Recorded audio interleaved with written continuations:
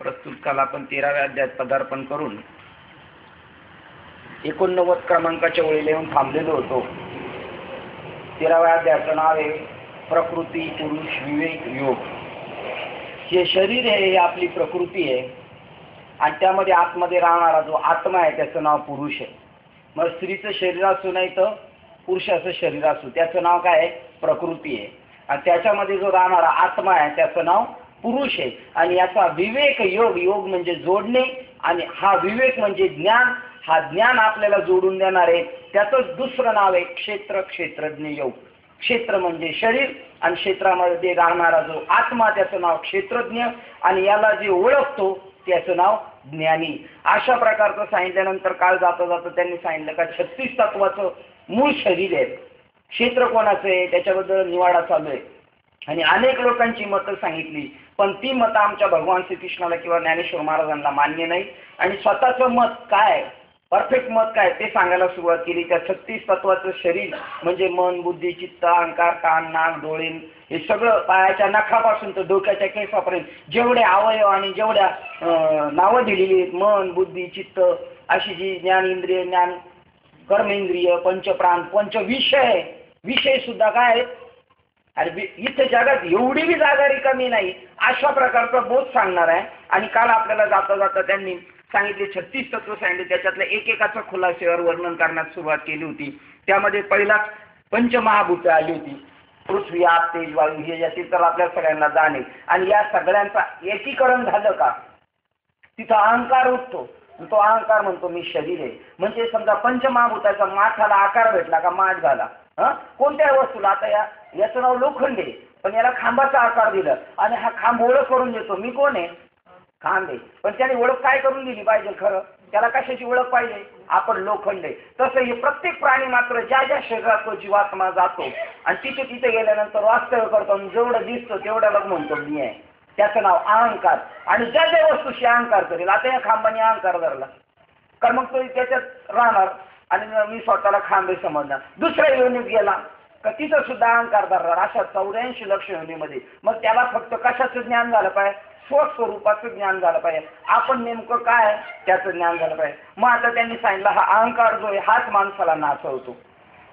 मी देह आहे याला म्हणतात अहंकार. अहंकाराचा वारा न लागो राजसा. हा जो अहंकार आहे तोच जो अहंकार आहे तोच माणसाला नाचवतो. आणि त्याच्याबद्दल ज्ञानेश्वर महाराज म्हणतात तो जिवंत असला तरी माणसाला जगू देत नाही जिवंत असताना, आणि मेल्यावर मरू देत नाही. म्हणजे जिवंत असताना सुद्धा नाचवतो. काय अहंकार, काय नवल अहंकाराची गोठी विशेषणे लगे अज्ञानाच्या पाठी सज्ञानाच्या झोंबे कंठी आणि नाना संकटे नाचली. अशा प्रकारे त्याला नाचवत राहत होतो अहंकार. देह अहंकार.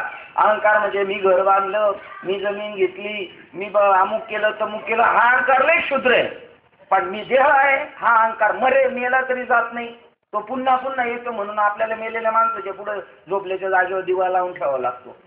चल इथून जा आता तू. तुला वाटत होतं ना माझं हे घर आहे, ह्या घरात मी या जागेवर झोपत होतो, हे माझ्या अंतरुणाची जागा, हे बघ इथं नाही. कारण त्या शरीराशी तादात मी केलेला असतं त्याने. आणि तो अहंकार माणसाला मेला तर मरू देत नाही. म्हणजे ज्या ज्या योनीत जाईल तिथं परत त्याला भरकटावा लावतो. कुत्र्याच्या योनीत गेला का म्हणतो मी कुत्राच आहे, गाढवाच्या योनीत गेला का गाढवच आहे. अशा प्रकारचा अहंकार सांगितला. त्याच्यानंतर बुद्धी सांगितली. बुद्धी कशाला म्हणतात? जी आत्मा आणि जीव याच्यामध्ये जी संधी भागी आहे तिला बुद्धी म्हटलेली. तिने फक्त कल दिला पाहिजे, जीवात्म्याला सांगितलं पाहिजे. जीव काढला का काय शिल्लक राहील? आत्मा शिल्लक राहील. मग आपण शिननकरांचा आवाज एकदम जबरदस्त आवाज आहे बघा. बापले दोघं आले हे बी कळालं जबरदस्त आहे म्हणतो. जीवात्मा, जीव संपला तर आत्मा आहे. तर ती बुद्धीने फक्त त्याला सांगितलं पाहिजे अरे तू लोखंड ना, तू लोखंड आहेस, तू खांब नाही. बस एवढी तिला बुद्धी म्हणतात. आणि ती बुद्धी सुखदुःखाला कारण आहे. ती बुद्धी सुख सांगते दुःख सांगते. म्हणजे ती बुद्धी आहे ना निवाडा करणारी. आणि त्या बुद्धीला एकदा चाळा लागला पाहिजे निवाडा करण्याचा, निवाडणा करण्याचा. त्याला म्हणतात चिकित्सक. बरं का, लोक म्हणतात परमार्थात चिकित्सक नसावा, पण साधू संतांचं मत आहे परमार्थात कोण पाहिजे? चिकित्सकच पाहिजे. आता हे जर भेंडीची भाजी नाही तर वांग्याची भाजी घ्यायला गेली तर चांगली चेकिंग करूनच घेणार का नाही? तसं परमार्थ सुद्धा चेकिंग करूनच घ्यायचा. चिकित्सक पाहिजे. ती बुद्धी निवाडा करते. आणि अशी जी बुद्धी ती सत्वगुणाचा जेव्हा उत्कर्ष करील त्यावेळेला ती जीवात्म्याला आत्म्याची गाठ घालून देईल. पहा ती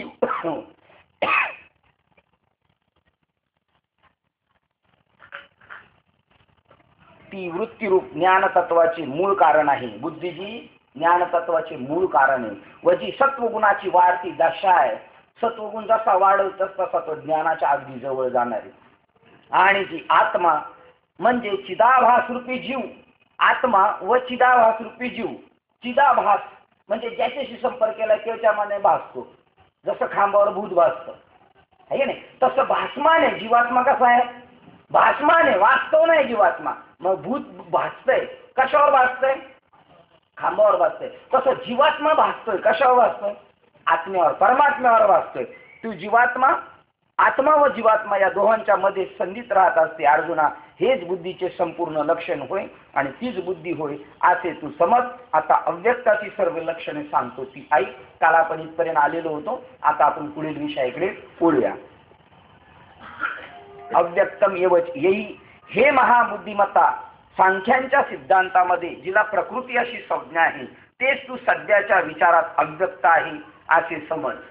प्रकृती सांख्यवादी जे ते म्हणतात प्रकृती, आणि इथं प्रकृतीला इथं काय शब्द दिले? त्याला अव्यक्त. काही ठिकाणी त्याला क्षेत्र नाव दिलेले, काही ठिकाणी देह नाव ठेवलेले. पहा, सांख्यांच्या सिद्धांतामध्ये जिला प्रकृती अशी संज्ञा आहे तेच तू सध्याच्या विचारात अव्यक्त आहे असे समज. आणि पूर्वी जे ते 7व्या अध्याय श्लोक क्रमांक 4 आणि 5 सांख्य व योग या मतानुसार प्रकृती तुला ऐकवली तेव्हा परा आणि अपरा असे 2 प्रकार पुष्कळ विस्ताराने वर्णिलेले आहेत. त्यातील दुसरी जी जीवदशा संज्ञक प्रकृती आहे तिलाच हे वीरश्रेष्ठ अर्जुना अव्यक्त असं म्हणतात. जी दुसरी सांगितली कोणती? जीवदशा संज्ञक प्रकृती आहे, तिला हे वीरश्रेष्ठ अर्जुना इथे अव्यक्त असे पर्यायाने आम्ही येथे म्हणत आहोत. रात्र उजाडल्यावर ज्याप्रमाणे नक्षत्रे आकाशात लीन होतात अथवा सूर्यास्त झाल्यावर प्राणीमात्रांच्या व्यवहारात क्रिया थांबल्या जातात. अर्जुना, देह नाहीसा झाल्यावर देहापासून वासनेपर्यंत सर्व उपाधी केलेल्या कर्माच्या पोटात संस्कार रूपाने गुप्त लीन होऊन असतात. शरीर संपलं आपलं, पण हे कोणतं शरीर गेले? स्थूल शरीर गेले. पण सूक्ष्म शरीर सगळ्या अनंत वासनांचे संस्कार घेऊन राहिलेले, आणि ते दुसऱ्या पुढेच गेलं तर तिथे त्या वासना पुन्हा उद्रेक सुरुवात करतात प्रगट व्हायला. अर्जुना, देह नाहीसा झाल्यावर देहापासून वासनेपर्यंत सर्व उपाधी केलेल्या कर्माच्या पोटात संस्कार रूपाने गुप्त लीन होतात. आणि म्हणून आपल्याकडे साधी साधी माणसं म्हणतात केलेलं कर्मच माणसाच्या बरोबर येतं, बाकी काहीच येत नाही. आणि ते कर्म त्याच्याबरोबर 84 लक्ष येऊन फिरवत असतं. किंवा बीजाच्या आकारात जसा वृक्ष गुप्त रूपाने असतो अथवा तंतूच्या दशेत ज्याप्रमाणे वस्त्रपणा गुप्त रूपाने असतो त्याप्रमाणे पंचमहाभूते व भूतांचे समुदाय आपला स्थूल धर्म टाकून ज्या ठिकाणी सूक्ष्म होऊन लय पावतात तेच अर्जुना अव्यक्त असे समज. आता इंद्रियांचे सर्व प्रकार तुला सांगतो ते ऐक. तर कान, डोळे, त्वचा, नाक, जिव्हा ही 5 ज्ञानेंद्रिय आहेत असे समज. या तत्वाच्या मेळाव्यामध्ये या पंच ज्ञानेंद्रियाद्वारा बुद्धी ही सुखदुःखाचा विचार व निवाडा करते. वाचा, हात, पाय, गुद आणि उपस्थ हे आणखी इंद्रियाचे 5 प्रकार आहेत. श्रीकृष्ण म्हणतात, अर्जुना ऐक, ज्यांना कर्मेंद्रिय म्हणतात ती हीच होत.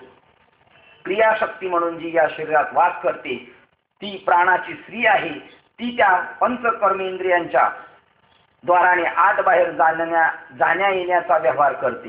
श्रीकृष्ण म्हणतात, याप्रमाणे पंच ज्ञानेंद्रिय व पंच कर्मेंद्रिय अशी 10 इंद्रिये तुला सांगितली. मन म्हणजे काय, तरी काय ते तुला स्पष्टपणे सांगतो ऐक. मन कशाला म्हणतात? जे इंद्रिय आणि बुद्धी या दोहांच्या सांध्यामध्ये व रजगुणाच्या खांदीवर आश्रयावर चंचलतेने वावरत असते. मनाची व्याख्या काय केली? इंद्रिय आणि बुद्धी याच्यामध्ये जे वागतंय आणि ते रजगुणाने निर्माण झालेलं असल्यामुळं कसं आहे ते चंचल आहे, स्थिर नाही. ज्याप्रमाणे आकाशाच्या ठिकाणी नीलवर्ण अथवा मृगजळाच्या लाटा व्यर्थ असतात त्याप्रमाणे जे व्यर्थ भासते तेच मन होईल. वास्तविक मन असं आहेच नाही. मनाचा इथं पत्ता कट करून टाकला, नुसतं भासमान आहे म्हणून मन. आणि शुक्र व शोषित यांचे ऐक्य झाला असता पंचमहाभूतात्मक आकारवान देह तयार होतो. तेव्हा एकाच वायुतत्वाचे शरीरातील स्थानभेदाने 5 प्राण व 5 उपप्राण असे 10 प्रकार होतात. मग त्या 10 भागांनी आपापल्या देहधर्माच्या बळाने देहातीत ठराविक अशा एक भागाच्या ठिकाणी आश्रय केला. त्यामध्ये निखालास म्हणजे केवळ चंचलपणा एकटा राहिला, त्यामुळे त्याने रजोगुणाच्या बळावर आश्रय केला. ते बुद्धीच्या बाहेर व अहंकाराच्या उरावर म्हणजे दोहोंच्या मध्यभागात बळकट होऊन बसते. त्याला मन हे व्यर्थ नाव आहे. वास्तविक ते मूर्तिमंत एक कल्पना रूपच होय. मन असं नाहीच आहे. मन म्हणजे कल्पनाच आहे. वास्तविक त्याला काही अधिष्ठान नाही. ज्याच्या अध्यासिक संबंधामुळे ब्रह्मवस्तूला जीवदशा प्राप्त झालेली आहे. एकच प्राण आतमध्ये गेला श्वासाच्या माध्यमातून, पण ते 10 कामं करायला लागलं. 10 इंद्रियांच्या ठिकाणी. बीएमसीचं काम बी करतो प्राण, मलमूत्र विसर्जनचं काम करतो, रक्त प्रवाह चालवतो, खाल्लेलं पचवतो. ही सगळी शक्ती म्हणजे आपण गाडीला काय म्हणतो कॉम्प्रेसर, तसं या गाडीला सुद्धा काय कॉम्प्रेसर आहे. त्या इंद्रियाच्या जर कॉम्प्रेसर नाही गेला तर ते इंद्रिय डाऊन होऊन जातात. जे मन कोणतीही गोष्ट करण्यास प्रवृत्त होण्याचे मूळ कारण आहे, ज्याच्या योगाने वासना बळकट होते. सगळ्याला बळकट होत. वास्तविक मन म्हणजेच कल्पना, आणि जी कल्पना माणसाला पळवते आणि तिच्यामुळे मग माणूस त्या गोष्टीच्या मागे पळत राहतो. ज्याच्या योगाने वासना बळकट होते व जे नेहमी अहंकाराशी स्पर्धा करते, जे मन इच्छेला वाढवते, आशेला चढवून प्रबळ करते व जे भयाला पाठपुरावा देऊन मदत करते, ज्याच्या बहिर्मुख प्रवृत्तीमुळे द्वैत भाव उत्पन्न व प्रतीती होतो व ज्याच्या योगाने अविद्या अगदी जोरावर येते, जे इंद्रियांना विषयात ढकलते, ते मन. हे कधी सगळ्या गोष्टी होतात पुन्हा एक वेगाचा. या सगळ्या गोष्टी कधी होतात? जे बहिर्मुख प्रवृत्तीमुळे. या मनाची कुठं दिशा झालेली बहिर्मुख झालेली. जर ते अंतर्मुख झालं तर आतमध्ये त्याला सगळं कोठाराच्या कोठारा मिळतील, पण ते बहिर्मुख झालं त्यामुळं द्वैत भाव उत्पन्न झाला, प्रतीती होता. आणि ज्याच्या योगाने अविद्या अगदी जोरावर येते व जे इंद्रियांना विषयात ढकलते, जे एका क्षणात आपल्या संकल्प मात्राने सृष्टी उत्पन्न करते होती, लगलीच विकल्प मात्राने मोडूनही टाकते, असे मनोरथ येत आपले. एका क्षणात आपल्याला स्वतः आपण गावाला जाऊ, आता जमिनीचं असं करू, अमुक करू, खोलीचं असं करू, पोराचं शिक्षणाचं असं करू, अमुक करू तमुक करू, हे मनाच्या सारख्या कल्पना उठतात. किती स्पीड नाही आहे त्याला कल्पनेला, किती स्पीड आहे त्या कल्पनेला. नाथ महाराजांचं हरिपाठातलं वाक्य बघा, एक तासा माझी कोटी वेळा सृष्टी होती जाती पाहे तोची. 1 तासामध्ये कोटी वेळा नुसते क्षणाला नुसते आपली मनोवृत्ती बदलत राहते. असं करायचं, तसं करायचं, तसं करायचं. हो, जी संकल्प मात्राने सृष्टी उत्पन्न करते, लगेच आपण म्हणतो असं करायचं, नंतर लगेच तो डाव मोडून टाकतो व लगेच विकल्प मात्राने मोडून टाकते. आणि जे मनोरथाच्या उतरंडी रस्ते व उतरते, जे भ्रमाचे कोठार आहे मन, जे वायुतत्वाचा आतला गाभा आहे व ज्याने बुद्धीचे म्हणजे ज्ञानाचे द्वार झाकून टाकलेले आहे मनाने. ज्ञानाचे काही चालू देत नाही ते मन. लय कळतं ज्ञानाला, ज्ञान सांगतो, बुद्धी सांगते, पण बुद्धीचं मन चालू देत नाही, पळवतोच तिकडं. ज्ञानी माणसाला पळवतं ते. ज्ञानाला सार आणि आसाराचा निवाडा आहे, तरी सुद्धा ते मन त्याला भरकटावं लावतो. चंचल मनाला झाला आवरण. अर्जुना, ते मन होय, या बोलण्यात काही अन्यथा नाही. आता विषयांची नावे व भेद आहेत. पंचम तर शब्द स्पर्श रूप रस गंध हे 5 ज्ञानेंद्रिय. ज्ञानेंद्रियांचे 5 प्रकारचे विषय आहेत. ज्याप्रमाणे हे काय सगळा कशाचा विस्तार चालू आहे? सर्व खल्विदम ब्रह्म, क्षेत्राचा विचार चाललाय. क्षेत्र कशाने निर्माण झालेले आहे? 5 ज्ञानेंद्रियांचे 5 प्रकारचे विषय आहेत. ज्याप्रमाणे जनावर हिरवागार चारा पाहून त्याकडे धाव घेते, त्याप्रमाणे त्या 5 ज्ञानेंद्रियाच्या द्वाराने ज्ञान बाहेर विषयाकडे धाव घेते. आता वाणीने स्वर, वर्ण व विसर्ग याचा उच्चार करणे, हाताने वस्तू घेणे, टाकणे, पायाने चालणे व वायू उपस्थ हे मलमूत्र विसर्जन करणे, हे 5 कर्मेंद्रियांचे 5 विषय खरे आहेत. त्यांचा माळा बांधून म्हणजे ज्याच्या आधाराने बाह्य क्रिया व्यवहार धाव घेतो, चालतो, असे जे ज्ञानेंद्रियांचे व कर्मेंद्रियांचे मिळून 10 विषय या देहात आहेत. आता इच्छा म्हणजे काय तेही सांगतो. इच्छा कशाला म्हणतात? पूर्वी अनुभवलेल्या पदार्थाची आठवण होण्यामुळे किंवा दुसऱ्याच्या मुखातून एखाद्या वस्तूचे कान भरून वर्णन ऐकल्यामुळे जी वृत्ती अभिव्यक्त होते, जागृत होते, प्रकाशित होते, किंवा इंद्रियांची व विषयाची गाठ पडताक्षणी कामाच्या हाताचा टेका घेऊन जी वृत्ती वेगाने उठते, ज्या वृत्तीच्या उद्भवण्यामुळे मन इकडे तिकडे एकसारखे धावू लागते व जेथे प्रवेश करू नये अशा ठिकाणी ही इंद्रिये तोंडे खूप असतात. ज्या वृत्तीच्या नादी लागल्यामुळे बुद्धी वेडी होते व ज्या वृत्तीला विषयाचीच आवड असते, अरे त्या वृत्तीला इच्छा असे म्हणतात हो. द्वेष आणि इच्छा उत्पन्न होण्याबरोबर इंद्रियांना ते इच्छित विषय उपभोग मिळाले नाहीत तर त्यावेळी जी वृत्ती उत्पन्न होते तिला द्वेष असे म्हणतात. किती बारकाईने आपल्याला समजून सांगण्याचा प्रयत्न चाललाय. सुख आता यानंतर सुख हे या प्रकाराने लक्षणाने जाणावी की जे एकच प्राप्त झाले असता इतर सर्व वस्तूंचा जीवाला विसर पडतो, जे कायेला वाचेला आणि मनाला आपली शपथ घालते व जे देहाच्या आठवणीचे बळ नाहीशी करते त्याला खरं सुख म्हणतात. का खरं सुख सांगण्याचा प्रयत्न चाललाय. आपण जे म्हणतो पोरगा झाला सुख झालं, लॉटरी लागली सुख झालं, त्या सुखाबद्दल नाही बोलत. आता खऱ्या सुखाबद्दल आपुला तो एक देव करून घ्यावा तेने विना जीवा सुख नये त्या सुखाबद्दल बोलता ग. आता यानंतर सुख हे या प्रकाराच्या लक्षणाने जाणावे की जे एकच प्राप्त झाले असता, काय एकच सुख प्राप्त झाले असता इतर सर्व वस्तूंचा विसर पडतो. म्हणजे देव त्याला सुख हे शब्द. ती गोष्ट प्राप्त झाली का सगळ्या गोष्टीचा विसर पडतो. अजून आपण जर बारकाईने विचार केला तर अजून आपल्याला अजून सगळ्या गोष्टीचा विसर पडलेला नाही. म्हणजे अजून आपल्याला ते एकच प्राप्त नाही आणि बाकीचं सगळं आपल्याला प्राप्त झालेले. एकच प्राप्त झाले असता इतर सर्व वस्तूंचा विसर पडतो. तुम्ही म्हणाल मग घरदारा का बघायचं का नाही? अरे पेटलं त्याच्याकडे काय बघायचं? आणि तू बघून काय होणार आहे? खाली आली येऊ द्या, वायर खाली आली येऊ द्या, राहू द्या, प्रकाश जास्त दिसतो उलट बरं आहे. कोणाच्या डोळ्यांना तुम्हाला काळा चष्मा नाही घातला का? अरे आता यानंतर सुख या प्रकाराची लक्षण जाणार की जे एकच प्राप्त झाले असता इतर सर्व वस्तूचा जीवाला विसर पडतो. सगळं विसरलं झालं. जे कायेला वाचेला आणि मनाला आपली शपथ घालते व जे देहाच्या आठवणीचे बळ नाहीशे करते.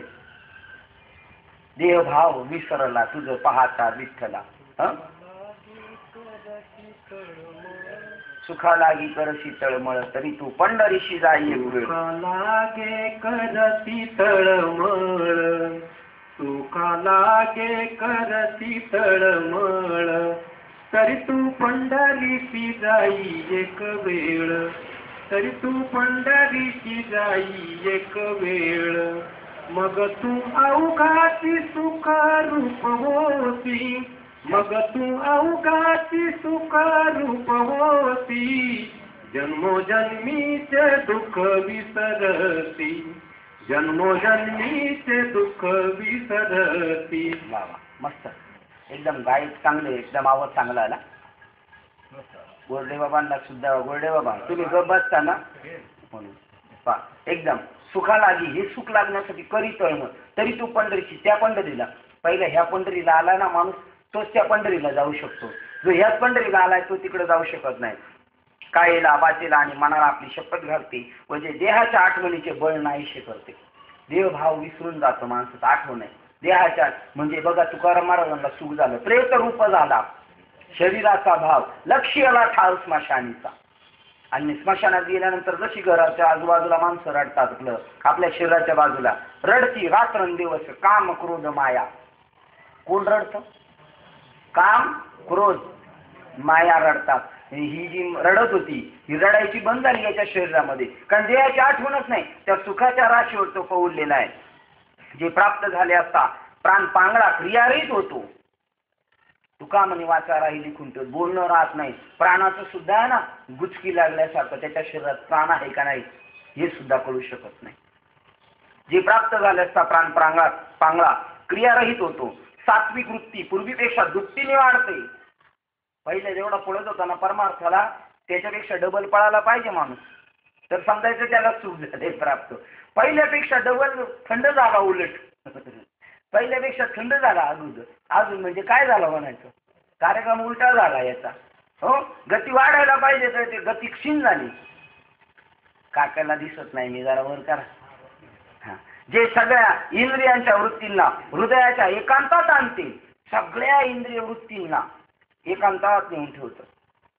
ते तर त्यांना थाटून जे गाढ निद्रा तत्सम अवस्था आणते. इंद्रियांना विषयाचाच विसर, इंद्रिय विसरली विषय सांगू, विषयाचे स्मरण नाही होत त्याला, असा तो स्थिर जाऊन पडलेला असतो. फार काय सांगावे. बस जेव्हा आपला सुखरूप आत्मलाभ होतो, जेव्हा जीवाला सुखरूप आत्मलाभ होतो, तेव्हा तेथे जी स्थिती प्राप्त होते त्या स्थितीला सुख असे म्हणतात. काय वाक्य सांगितलं बघा, 31 क्रमांकाची ओळ काय? हा 30 आहे, बरोबर 30. फार काय सांगावे, जेव्हा जीवाला सुखरूप आत्मलाभ होतो तेव्हा तेथे जी आत्मस्थिती होते त्या स्थितीला सुख असे म्हणतात. आता पहा, ही प्राप्ती झाली का?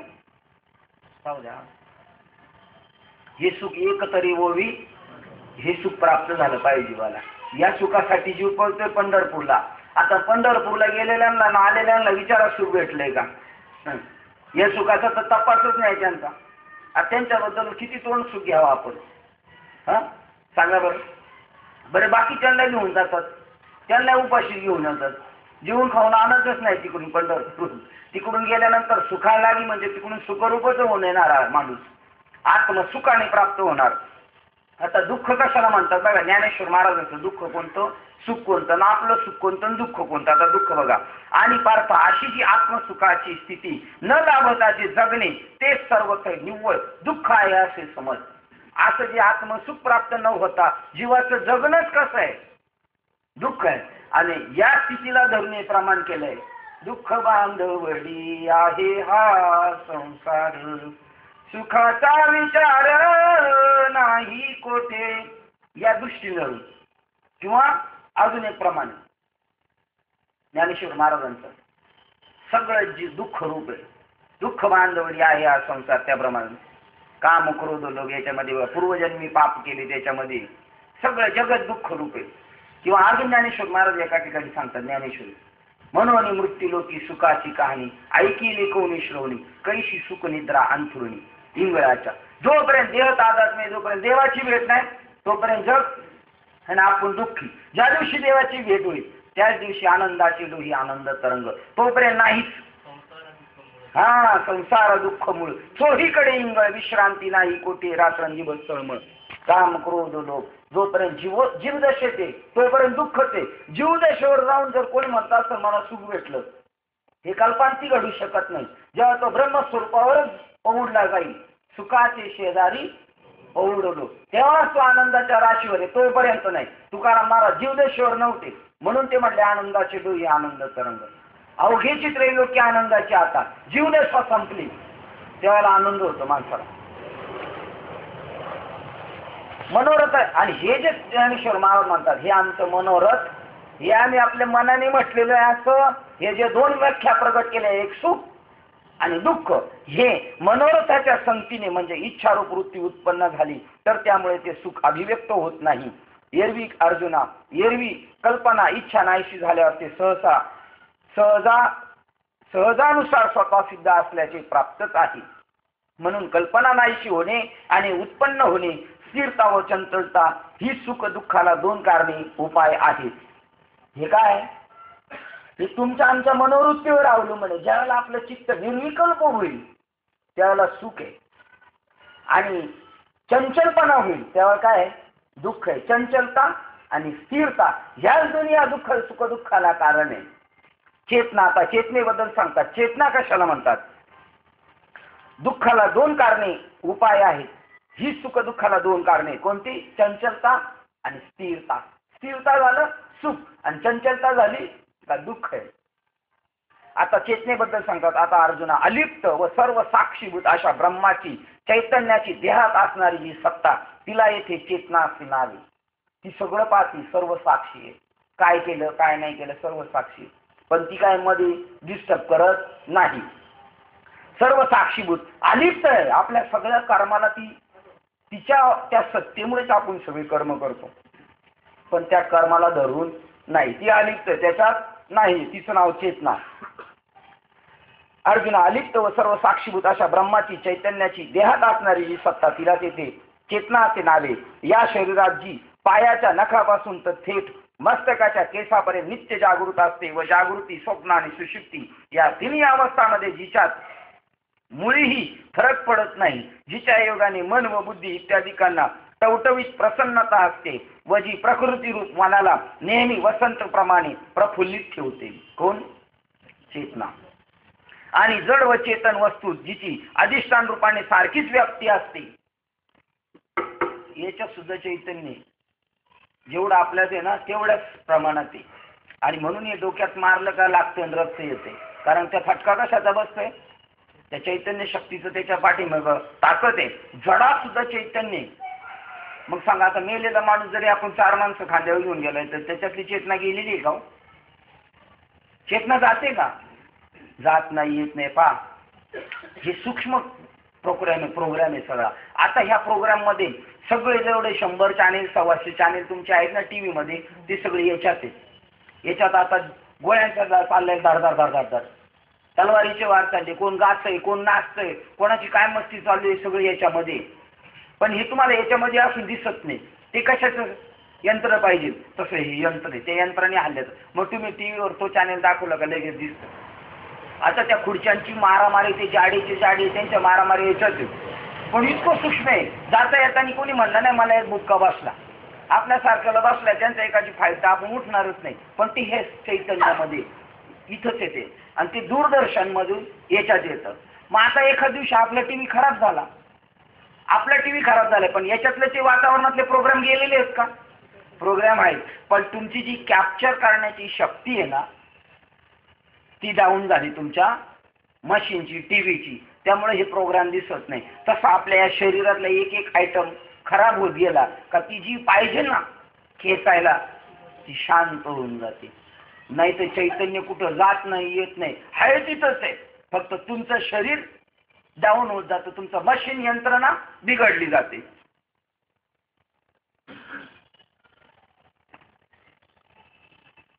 जड चेतन वस्तू जिची अधिष्ठान रूपाने सारखीच व्याप्ती असते, तीच चेतना होय, हे तुला खोटे सांगत नाही.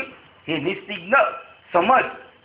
हे पहा राजा, जसा आपल्या लवाजम्यात जो तो किती आहे इत्यादी जाणत नसून त्याच्या फक्त आज्ञेचीच त्याची प्रजा परचक्रास जिंकते, किंवा पूर्ण चंद्राच्या उदयामुळे जशी समुद्रात भरती येते, अथवा लोहचुंबकामुळे केवळ लोहचुंबकाचे केवळ सन्निधान जसे लोखंडात चंचलपणा आणून हालचाल करावयास लावते, किंवा सूर्याचा प्रकाश संग जसा सर्व जीवांना आपापले व्यापार करावयास लावतो, अथवा स्तनात मुख स्पर्श केल्याविना कासवी ज्याप्रमाणे केवळ नजरेनेच आपल्या पिल्लांचे पोषण करते, त्याप्रमाणे अर्जुना या शरीरात असलेल्या आत्मस्वरूप चेतना संगतीमुळे त्या जडाला सजीवत्वासारखा उपयोग होतो वा केला जातो. म्हणजे आत्मसत्ता संगती जड वस्तूला सजीवपणा आणते, जडाला सुद्धा चैतन्य आणते त्या चैतन्य शक्तीमुळे. अरे तिलाच बाबा रे, चेतना हे नाव आहे. आता धैर्याचे विवेचन व त्याचे भेद कोणते आहेत ते ऐक. पंचमहाभूताचे एकमेकाशी जाती स्वभावरूप उघड वैर असल्यामुळे प्रसिद्ध आहे. पहा की पाणी हे पृथ्वीचा नाश करते, नाश करीत नाही काय? प्रश्नचिन्ह. पाण्याचे शोषण तेज करते. तेजाचे वायूशी वैर आहे म्हणून त्यास तो खाऊन टाकतो, आणि आकाश हे वायूस सहजच गिळून टाकते. त्याप्रमाणे आकाश कधीही कशाबरोबर न मिळता सर्वत्र ओतप्रोत भरलेले असून ते स्वरूपता सर्वाहून वेगळे असते. अशा प्रकारे पंचमहाभूते एकमेकात सहन करीत नाहीत, पण अशी विरुद्ध असूनही ती देहामध्ये विरोध न करता एकत्र राहतात. इतकेच नव्हे तर पूर्वीचा दुजेपणाचा वादविवाद सोडून एकोप्याने एकत्र राहतात व ती आपापल्या गुणांनी एकमेकाचे पोषण करतात. याप्रमाणे त्यांची स्वभाव वैरामुळे कधीही न होणारी मैत्री ज्याच्या योगाने होते व हे ज्याच्या धैर्यामुळे राहते, त्या वृत्तीला मी धृती असे म्हणतो. हे पंचमहाभूतांचं उघड वैर आहे. पण त्यांनी आपल्याला टायमिंग दिलाय एक चैतन्य शक्तीमुळं, आणि त्या चैतन्य शक्तीची धृती म्हणजे काय म्हणतात त्याला, धिटाई, ठाम भूमिका एकत्र असल्यामुळे त्यांनी आपल्याला चान्स दिलाय का तुम्हाला सुटायचंय का? पंचमहाभूत साह्यभूत झाली. जसं एखाद्या वेळेला आपल्याकडे शेतकऱ्याकडे एखाद्या वेळेला पेरण्याचं साहित्य नसलं तरी आपण दुसऱ्याकडून आणतो ना, आपलं काम चालून घेतो, काम झालं का त्याचं परत त्याला देतो. तसं ही पंचमहाभूत आपण उसने आणली. हे जे शरीर आहे ना, हे उसनं आणलंय. कोणी? आपण पंचमहाभूताचं शरीर उसनं आणलेलं आहे. कोणी? आपण पंचमहाभूताचं शरीर हे शरीर आपल्याला असं वाटते का आपलं उष्ण आहे सगळ्याचं? वाटते? जसं एखाद्याची वस्तू आणली, आता समजा हे पाणी प्यायला साहेबांचं आणले, काम झालं का नेऊन देणार आहे आपण, याच्याबद्दल काय दुःख आहे का आपल्याला, का सुख आहे? आता लय काम झाले म्हणून सुख आहे आणि नंतर त्यांनी नेलं, दुःख आहे का? मग याच्याबद्दल जशी आसक्ती नाही, बसलेल्या चटईबद्दल जशी आपल्याला आसक्ती, कोणता प्रसाद मिळतो आणि कोणता नाही त्याच्याबद्दल काय आसक्ती, तेवढी आसक्ती आपल्याला शरीराबद्दल आहे का नाही? हे उष्ण आणले लोकांचं आपण, ही लोकांची वस्तू आणलं त्याची त्याला नको का नेऊन द्यायला? त्याची देताना का राडावं माणसाने? पण माणसं अशी उष्ण पैसे घेतात, हसत हसत घेतात. पेढे घ्या, पेढे घ्या, पेढे घ्या. एक उष्ण माणूस आणले आमचा पोरगा, शरीर घेऊन उष्ण आणले, घ्या पेढे.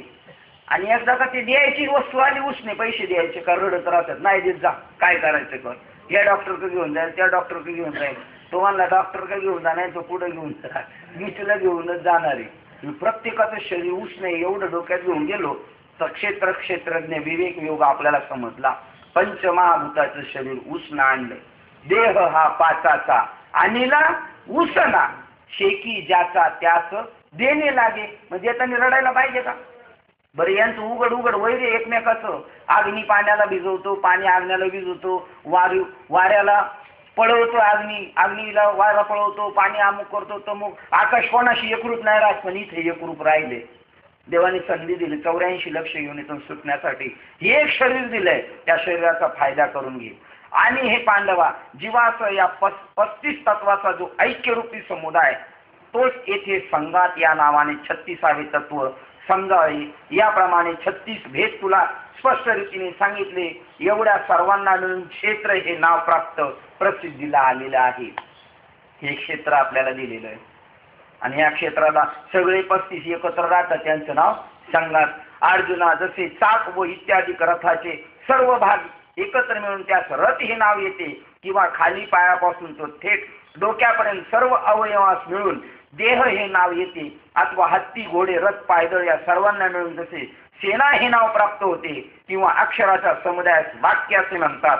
मेघाच्या सर्व समुदायाला जसे आभाळ असे म्हटले जाते, किंवा सर्व लोकांच्या समुदायाला ज्याप्रमाणे जग असे नाव प्राप्त होते, अथवा तेल, वात, अग्नी यांचा संयोग करून एकत्र ठेवले म्हणजे तोच दिवा होय असे लोकात म्हणतात. त्याप्रमाणे ही 36 तत्वे जेव्हा पक्के एका ठिकाणी एकोप्याने मिळतात, तेव्हा त्या सर्वांना मिळून क्षेत्र असे नाव म्हणतात. आणि सर्व आपण आपल्या शरीराला सुद्धा पुण्यवान समजलं पाहिजे. पंढरपूर क्षेत्र पवित्र आहे की नाही? आळंदी क्षेत्र पवित्र आहे की नाही? तसं हे शरीर सुद्धा क्षेत्र आहे, ते सुद्धा पवित्र आहे. कारण पंढरपूर का पवित्र? सगळी गावं नाही पवित्र, पण पंढरपूर का पवित्र? तर त्या क्षेत्रात कोण राहतो? तसं या क्षेत्रात सुद्धा कोण राहतो? आत्मा राहतोय. आणि म्हणून या क्षेत्राची किंमत आहे. पंढरपूरला लोक खुशीने जातात, तसं या शरीराला खुशीने येतात लोक. आणि सर्व प्राणी शरीराद्वारे जगतात.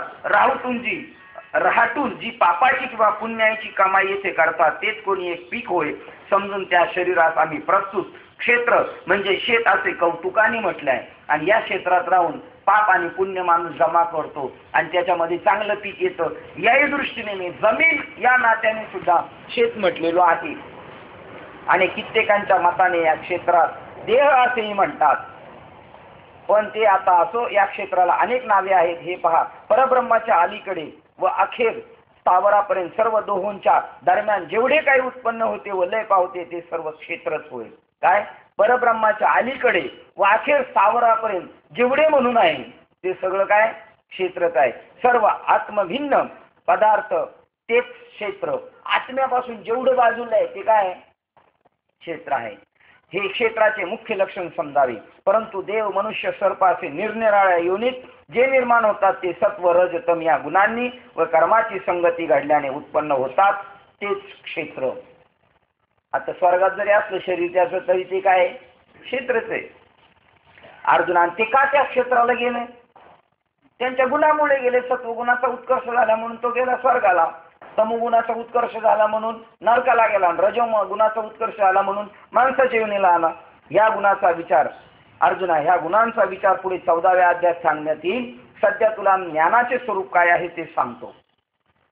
क्षेत्रातील सर्व लक्षणे विकारासह विस्ताराने आम्ही तुला सांगितली. आता यापुढे ज्याच्यापासून मोक्ष प्राप्ती होते ते उदार ज्ञान तुला सांगतो, ऐक. ज्या ज्ञानाकरता योगी लोक स्वर्गाचा आडमार्ग ओलांडून मुरली आकाशाचा लय करतात, ब्रह्मरंध्र आकाश गिळून टाकतात, त्या ज्ञानापुढे ते सिद्धींची गरज इच्छा बाळगीत नाही.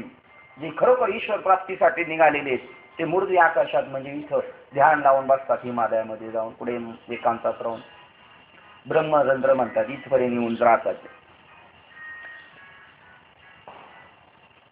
त्या ज्ञानापुढे ते सिद्धीची गरज इच्छा बाळगीत नाही, रिद्धी सिद्धी याच्या नादी लागत नाही, ऐहिक ऐश्वर्याची भीड परवा धरीत नाही. आणि आपल्याला तर त्यांनी जखडलेले. आपण आता आपल्याला चांगलं राहायला भेटेल, चांगल्या ठिकाणी राहायला भेटेल अशी आपली प्रत्येकाची इच्छा आहे. आणि ती आत्म्याची इच्छा आहे बरं का खरी. पण त्याच्यावर जीवात्म्याचं काय आलेलं आहे, शेवाळ आलेलं आहे. त्यामुळे त्याला नीट कळत नाही त्या जीवात्म्याला चांगलं कुठं राहायचं आहे. आपल्याला आता आपल्याला प्रत्येकाला घराची गरज आहे. ज्याला घर नाही तो म्हणतो झोपडा असावा, जो झोपडा येतो म्हणतो बिल्डिंग मध्ये असावा, जो बिल्डिंग मध्ये येतो म्हणतो जागा ऐसपैस असावी, ऐसपैस जागा असावी. ही आत्म्याची इच्छा आहे. आत्म्याला असं वाटतं ऐसपैस घर बांधायचं म्हणतो एवढीशी जागा काय पुरणार आहे मला. प्रत्येकाला असं वाटतं मला एवढीशी, जो मोठ्या खोलीत राहतो तो म्हणतो एवढीशी जागेत काय आपलं होणार आहे. ही स्थायी भावना कोणाची आहे, आत्म्याची आहे. पण त्याला ती भावना कळत नाही आणि तो मग शूद्र गोष्टी जमवण्याचा प्रयत्न करतो. बा ज्ञान देवा ध्यानी रामकृष्ण मनी, पुढं काय वैकुंठ भुवनी घर केली. घराची सगळ्यांना गरज आहे. ज्ञानेश्वर महाराजांना गरज आहे. आत्म्याला इच्छा आहे घराची, कुठं घर केलं. आता वैकुंठ भुवनी म्हणजे सध्या लोक वैकुंठ कशाला म्हणतात. जिवंत माणसाच्या पुढे वैकुंठ शब्द लिहितात का मेलेल्या माणसाच्या पुढे वैकुंठ वाशी, म्हणजे मेल्यावर घर बांधलं का. मग तर नको असलं घर आम्हाला. ते घर आपल्याला आत्मस्वरूपाला वाटतं. मला अशा विस्तीर्ण घरात राहायचं. केवढं मोठं घर आहे आमचं. सत्य ज्ञानानंद गगनाचे प्रावरण आकाशाला ज्याचं पांघरून आहे ते माझं घर आहे. केवढं मोठं घर असं, केवढं मोठं विस्तीर्ण आकाश आहे. आणि त्या आकाशाला ज्याचं पांघरून आहे ते आपलं घर आहे. कोणाचे हे घर. हा देह कोणाचा, आत्माराम त्याचा तोची जाणे. ऐश्वर्याची भीड परवा धरीत नाही. आणि सगळी लोक शूद्र म्हणून त्यांना शूद्र म्हटलेलं बरं का. शूद्र म्हणजे अंत्यजादी योनीला शूद्र नाही म्हटलेले. मोठ्या विचाराचा माणूस आहे, पण विचार कशा करतोय, शरीराच्या राहण्या खाण्याचा, झोपण्याचा, खाण्याचा पिण्याचा, कसं राहायचं कसं आहे, शूद्र विचार करतो. तो जे नाचतंय त्याच्याबद्दल विचार करतो, शाश्वताबद्दल विचार करत नाही. म्हणून शूद्र लोकांना मंदिरात एंट्री नाही. कोणाला. आणि शूद्र कळाले ना तुम्हाला आता कोण. आता आपण त्याच्यात मोडतो का नाही आता हे आपल्याला माहिती प्रत्येकाला. कारण असं आपण कोणाला म्हणू शकत नाही तू शूद्र आहे तू शूद्र आहे का मग जोडेच खायला लागतील जो म्हणत त्याला, आहे की नाही. तर ज्याने आपलं कसं समजून घ्यायचं आपल्याला. ऐश्वर्याची भीड परवा धरीत नाही व कठीण असे योग साधन त्यासही तुच्छ मानून परवा करीत नाही. साधनं किती कठीण असली तर काही लोक म्हणतात करणार आम्ही, पण आम्हाला ती गोष्ट प्राप्त करायची. तपोरूप किल्ले ओलांडून पलीकडे जातात. इतके तप करतात पुढे पुढे पुढे कशासाठी, ज्ञान मोक्ष प्राप्त करण्यासाठी. कोट्यावधी यज्ञ आचरण करून ओळून टाकतात. कर्मकांड रूपी वेलीची उल्थापालट करून त्याचा त्याग करतात. भरपूर काय करतात, भरपूर नाही यश आलं का दुसरं करायला सुरुवात करतात. पुष्कळ प्रकारचे उपासना मार्ग स्वीकारून कोणी उघड्या अंगाने अंतर्बाह्य परिग्रह विमुक्त होऊन धावतात. आज बाहेर काहीच शिल्लक ठेवत नाही परिग्रह. कितीतरी असे साधू फिरतात मोक्ष प्राप्तीसाठी. दुर्दैव त्यांना. खाण्याची राहायची जागा, झोपायची जागा काहीच नाही. कोण जेवायला येईल का नाही सांगता नाही. त्यांनी भीक मागण्यासारखंच त्यांनी अवलंबलेले जीवनात. तेवढा देवाच्या कारणासाठी समर्पण केलेलं आहे. पण त्यांना जे ज्ञान नाही भेटलं ते तुम्हाला आपल्याला बाबांच्या कृपेने भेटलं. काय परमभाग्य आपण, ज्यांनी संसाराला लाच मारून केवळ परमात्मा प्राप्तीसाठी भटकत राहिलेले रानोवानी, त्यांना जे सुख प्राप्त नाही ते तुम्हाला आपल्याला बायका पोरं घरदार सगळ्यांमध्ये राहून ते सुख आपल्याला मिळालेले आहे. अंतर्बाह्य परिग्रह विमुक्त होऊन राहिलेले. असं काही शिल्लक नाही त्यांच्या बाहेर, कोणतीच उपाधी नाही त्यांच्याकडे. आणि अंतकरणात बी नाही उपाधी. परिग्रह रहित म्हणजे साठवण कशाचीच नाहीये. धावतात व कोणी सुषुम्नेच्या गुप्त मार्गाने प्रवेश करतात. इडा पिंगळा सुषुम्ना हा मार्ग ईश्वरापर्यंत घेऊन जाणार आहे. कोणत्या ना कोणत्या साधनाने एवढा खटाटोप चालू आहे. असे जे ज्ञान त्या ज्ञानाच्या प्राप्ती करता सर्व ऋषीमुनी उत्कंठ इच्छा मनात धारण करून वेदरूपी झाडाचे पान न पान हिंडतात. म्हणजे ज्ञान प्राप्त करतात, संपूर्ण वेदाचे अध्ययन करतात. पण वेदात ज्ञान नाही भेटत बरं का. ज्ञान भेटायला गुरुचीच कृपा व्हावं लागते. ज्ञान भेटायला गुरुचंच सानिध्य घडावं लागतं. आणि एकदा का गुरुचं सानिध्य भेटलं का जे पुस्तकात लिहिलेलं आहे ते तुम्ही कधी वाचलेलं नाही, पण ते तुमच्या अनुभूतीला असणार, ते तुमच्या मुखातून जाणार. कसं जाणार तुम्हाला काही कळणार नाही. कारण तुम्हाला तोपर्यंत कळणार नाही तोपर्यंत तुम्हाला असं वाटतं का मी संपत हांडे, मी शरीर आहे. तोपर्यंत जेव्हा तुम्ही चैतन्याशी एकरूप होणार तेव्हा प्रज्ञा तुमची बोलणार. जी प्रज्ञा म्हणजे विशिष्ट ज्ञान आपल्याला देवाने दिलेले, पण त्या ज्ञानावर माझं वृत्तीरूप ज्ञानाचं आवरण आलेलं आहे. मला किती सांगता येतं चांगलं, मी त्याच्यापासून बाजूला झालो ना. या वृत्तीरूपी ज्ञानाने त्याला पांघरून घातलेले. ज्ञान प्राप्त्यर्थ संपूर्ण वेदाचे अध्ययन करतात. ही पांडवा गुरुची सेवा केली असता त्यापासून ज्ञान प्राप्ती होईल या बुद्धीने जन्मभर श्री गुरुची सेवा करतात. काही लोक बघा किती सेवा करतात, बापरे. त्यांच्याकडे पाहिल्यानंतर असं वाटतं आपण काहीच नाही म्हणजे काहीच नाही, आपण काहीच केलेलं नाही. उलट आपण त्यांच्या विरोधात बोलतो, काय गुरुची सेवा करायची गरज नाही. पण काही लोक किती त्याग करतात नाही. तुम्हाला सांगतो, पूर्वीचं द्या सोडून 2 वर्षापूर्वी पंढरपूरमध्ये घटना घडलेली आपल्या बैठकीतल्या लोकांची. बाबा जेव्हा आले पंढरपूरमधून प्रदक्षिणा घालून, तर त्यांचे साधक सगळे बाबा आश्रमात एंट्री मारणार तेव्हा सगळे साधक असे अंग टाकून दिले आणि बाबांना म्हणले आमच्या पायावरून तुडवीत जा. आपण सांगा बरं, आपल्यासारखं म्हणाले पाय लावायचं नाही.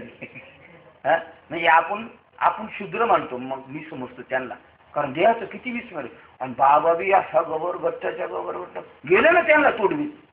हे वास्तव आहे बरं का, किती सेवा.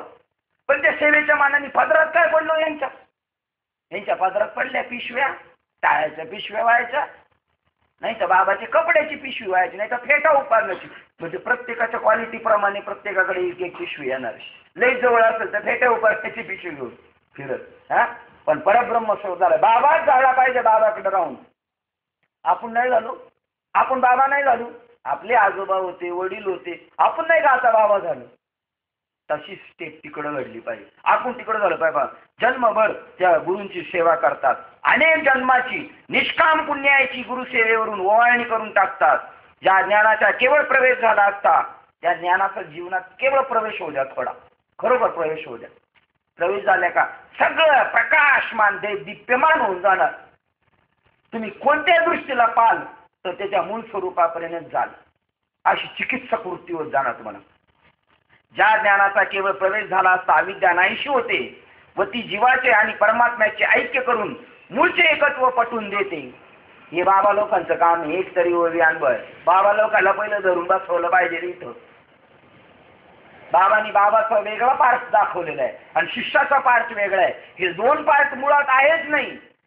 बाबाला हे सिद्ध करायचे, हे अरे तू मी एक आहे, देवन मी आपण एकच आहे. काय वाक्य पाप. ज्या ज्ञानाचा केवळ प्रवेश झाला असता अविद्या नाहीशी होते व जीवाचे आणि परमात्म्याचे ऐक्य करून, आणि ऐक्य केलं हे सुद्धा मोठेपणा गुरु स्वतःकडे घेत नाही. कारण त्याला सांगतो तुमचं मूळचंच ऐक्य होतं. पा वाक्य काय, जीवाचे आणि परमात्म्याचे ऐक्य करून देऊन मूळचे एकत्व पटवून देतो. तुम्ही ना आपण पहिल्यापासून एक आहे. प्रबोधतानी बाबांचं वाक्य बरं का, प्रबोधतानी मोठ्या बाबांचं वाक्य. तुमच्यात आणि आमच्यात आता भेद राहिला नाही. तुम्ही ना आम्ही आता वेगळे राहिले नाही.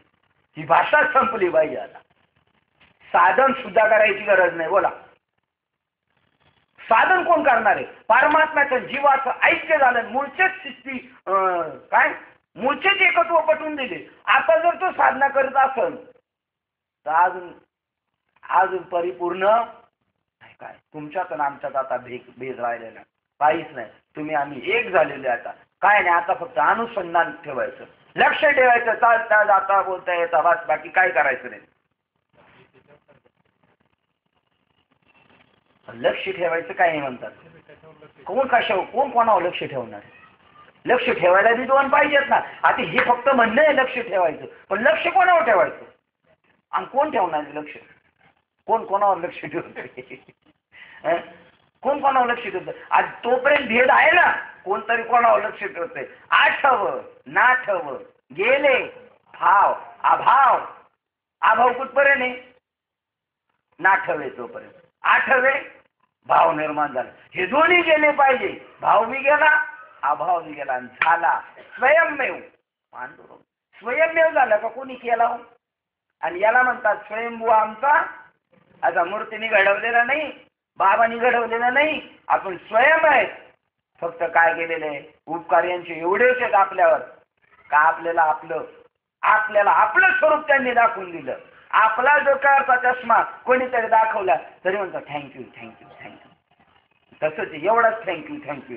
पण त्या थँक्यूचा एवढा मोबदला घेतात ना, पळून पळून हैराण करून टाकतात. हा, भेद तुका म्हणे अंतरला देव. काय वाक्य? हरिओम कोणता अभ्यास करतो? कोणता गाथा आहे तुमच्याकडे? जुना सासऱ्याचा आहे गाथा म्हणतात. सासऱ्याने कोणाचा आणला होता?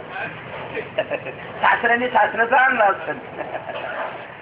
भेद अंतरला तुका. भेद तुका म्हणे देव अंतरला. काय प्रमाणे? आठव कोणाचं करायचा आणि नाठव कोणाचं करायचं? जे ज्ञान इंद्रियाद्वारे बंद करून, जे ज्ञान इंद्रियांची द्वारे बंद करून त्यात विषयाची इच्छाच बुडी होऊ देत नाही, बहिर्मुख वृत्तीची कर्म मार्गाची हाव मोडून टाकते. अजून हवरेपणा गेला नाही आपल्याला. अजून इमला चढवायचं आपल्याला. इंद्रियाची विषयाची इच्छा सोडून देते आणि बहिर्मुख वृत्तीची कर्म मार्गाची हाव मोडून टाकते. स्थिर झाला माणूस पाहिजे. कोण करणार आणि काय करायचं आता आणि कोणाला करायचं? मनाचे चिंता परिच्छिन्नता भ्रांतीरूप दारिद्र्य दूर करते. मनाचं चिंता संपली, परिच्छिन्नता संकुचितपणा संपला, भ्रांती मी देह आहे मी जीव आहे ही भ्रांती दूर करते, दारिद्र्य दूर करते. ज्या ज्ञानाची प्राप्ती झाली असता अशी स्थिती लाभते की द्वैतरूपी दुष्काळाचा अभाव होतो. काय दिसतं? असं ज्ञान प्राप्त झालं द्वैताचा अभाव होतो. म्हणजे द्वैत दिसत नाही. शोधायला गेलं तर द्वैत कुठं दिसतंय विचारावं लागेल बाबांना. बाबा द्वैत कुठं आहे? तिथं गेलं तरी द्वैत दिसलं ना पाहिजे. हे द्वैताचा अभाव करतं ते ज्ञान प्रगट झाल्यानंतर. ज्या ज्ञानाची प्राप्ती झाली असता अशी स्थिती लाभते की द्वैतरूपी दुष्काळाचा अभाव होतो. सर्वत्र समबुद्धीरूपी अद्वैत बोधाचा सुकाळ होतो. तो आमच्या ज्ञानेश्वर महाराजांचा संप्रदाय. कोणी म्हणाल आमचे ज्ञानेश्वर महाराज आहे, त्यावेळेला म्हणता येईल आमचे ज्ञानेश्वर महाराज आहे.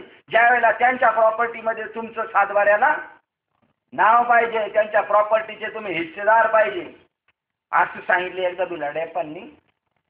अष्टसात्विक भाव होतात, जीव सर्व स्थितीवर प्राप्त होतो. ही वारकरी संप्रदायाची साधनं आहे. ते एक जण कीर्तनात तो उठला लगेच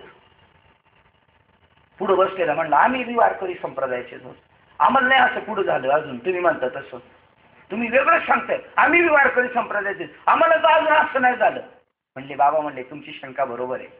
खुश करून टाकला त्याला. तुमची शंका बरोबर आहे, बसा म्हणले. बरोबर सांगतो तुमच्या प्रश्नाचं उत्तर. म्हणले भाऊ पूर्वीच्या काळामध्ये वर्ष 2 वर्ष झालं एखादं बाळ झालं आणि त्या ताईचा मालक संपला गेल्यानंतर आता तिला उभं आयुष्य कसं काय इकडं काढायचं म्हणून तिचं काय केलं, दुसऱ्या घरात संबंध जोडून दिले. पण ती म्हणली मी पोराला सोडणार नाही आणि पोरगा आईला सोडणार नाही. मग त्याला विचारलं चालत रे? तो म्हणला चालत. मग त्याला घेऊन गेली. ही पोरं मोठी, त्याला दुसरी पोरं झाली, म्हणजे याला भाऊ झाले सावत्र. आणि मग इस्टेटीचा संबंध निघाला. मग वाटप चालू झालं तर पहिल्याला वाटप देतात काय म्हणले? तो कसा आहे म्हणले, तो पोटाखाली आलेला आहे, त्याला ह्या बापाच्या इस्टेटीत वाटा. तसे तुम्ही आहे ना, तुम्ही आमचे दूध भाऊ आहे म्हणले. तुम्ही आमचे दूध भाऊ आहे, पोटाखाली आलेले तुम्ही, तुम्हाला आमच्या प्रॉपर्टीत हिस्सा. काय वाटते बघ, हे असंच सांगावं लागणार. असं सांगितल्यावरच कळणार. एरवी कळू शकत नाही. याला नाकारील काय? व्यवहारातला असं नाकारील नाही नाकारणार. त्याप्रमाणे ज्या ज्ञानवृत्तीची प्राप्ती झाली असता अशी स्थिती लाभते की द्वैत भाव दुष्काळाचा अभाव होतो. सर्वत्र समबुद्धी अद्वैत बोधाचा सुकाळ होतो. काय प्रमाणे? वर्मते एक आहे दूर धरावा भाव, जाणीव नागवन मी शरीर आहे, मी कीर्तनकार आहे, मी मृदुंगचारी आहे, जाणीव नागवन लागुनी दितो ठाव, म्हणून संग टाकी कोणाचा, पहिल्या शरीराचा संग टाक. मला हे चालत नाही, मला ते चालत नाही. आत्म्याला डायबिटीस होतो का शरीराला डायबिटीस झालाय बाबाच्या? मग तुम्ही बाबाच्या शरीराचे चोचले करता का बाबाला उचलून धरलं तुम्ही? बाबाला तर नंतर उचलावच लागणार, तुका तुझ्या एकट्याने उचलणार रे. सांगा, मनोनी संग टाकी सेवी अद्वैत भाव. आहे का माहिती अद्वैत भाव कशाबरोबर खातात? काहीच माहित नाही. आम्ही माळकरी, आम्ही लय वाऱ्या केल्या, आम्ही केव केलं. तुम्ही जोपर्यंत म्हणता आम्ही केलं तोपर्यंत तुम्हाला अजून काही कळालेलं नाही. तुम्हाला करावं लागेल, करावं लागेल, करावं लागेल.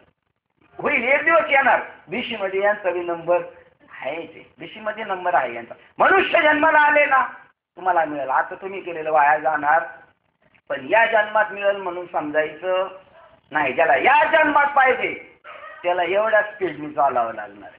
हो, म्हणून संग टाकी सेवी अद्वैत भाव. बघा, हे तुकोबरायाचं प्रमाण आहे. नामदेव महाराजांचं, नाथ महाराजांचं प्रमाण सांगतो. अद्वैत भजनी. कोणत्या भजनामध्ये? अद्वैत भजनी, अखंड स्मरणी, माधव करटाळी, एका जनार्दनी मुक्त होय तात्काळी, ताबडतोब अद्वैत खुसरी विरळा जाणे. त्या विरळामध्ये तुमचा आमचा नंबर आहे. परमभाग्यवान आहोत आपण, ज्याच्या योगाने गर्वाचा माग मूस नाहीसा केला जातो. अजून आपल्याला ताटपणा असेल ना तर अजून फटकी खावा लागणार. जोपर्यंत बैल जोपर्यंत येत नाही ना, तासात चालत नाही, तोपर्यंत त्याला रट्ट्या बसणारच आहे. जोपर्यंत आपला ताटपणा जात नाही तोपर्यंत आपल्याला मात्र यावंच लागणार जन्माला, मार खावाच लागणार आपल्याला. ज्याच्या योगाने गर्वाचा माग मूस नाहीसा केला जातो. ज्ञान गर्व गेला पाहिजे आपला, ताठा संपला पाहिजे आपल्याला. पहा, तुकाराम महाराज म्हणतात, नीचपणा बरवे देवा, न लगी कोणाचाही दावा हेवा. एकदम नॉर्मल राहायला पाहिजे माणूस, ज्याच्या योगाने गर्भाचा माग मूस नाहीसा केला जातो. जे ज्ञान मोहरूपी मायेला देखील नाहीसे करते. कोणत्या मोहाला? महामोहरूपी मायेला सुद्धा नाहीसे करते ते ज्ञान. व जे ज्ञान त्याच्या ठिकाणी आपपर भावाची भाषा उरूच देत नाही.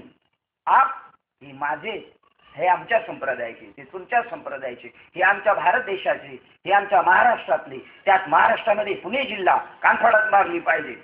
पुणे जिल्हा जुन्नर, आणि इथले लोक आपले जर आंबेगावचे आहेत म्हणून जुन्नर आंबेगाव तालुका. हे आपपर भाव झाला ना. हे विश्वची माझे घर कुठं आणि यांचा भारत देश कुठं? अरे जगाच्या पाठीवर कुठं कोण असू दे, तो आपला भाऊ आहे. आणि त्याला साधू संत म्हणतात.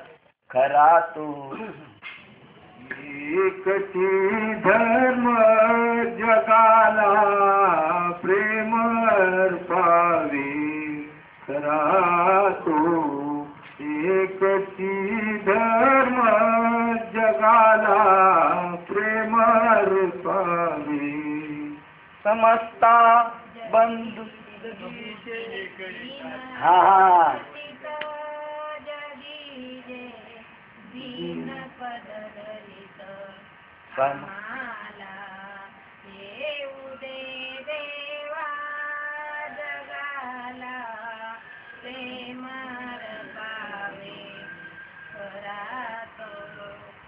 एकची धर्म जगाला प्रेम अर्पावे.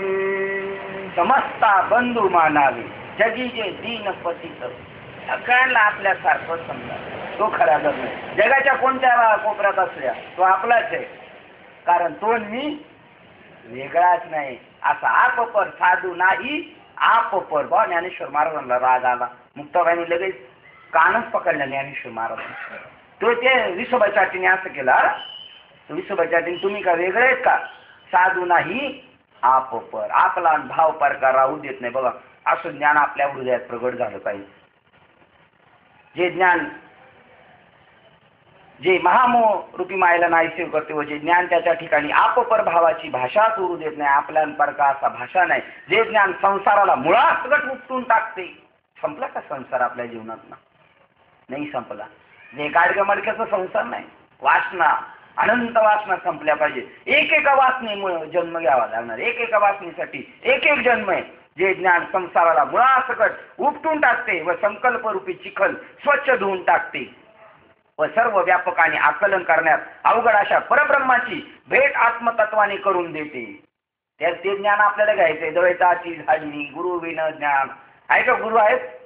हे तर सगळे जनावरच सोडलेली, रानोमाळ सोडलेली.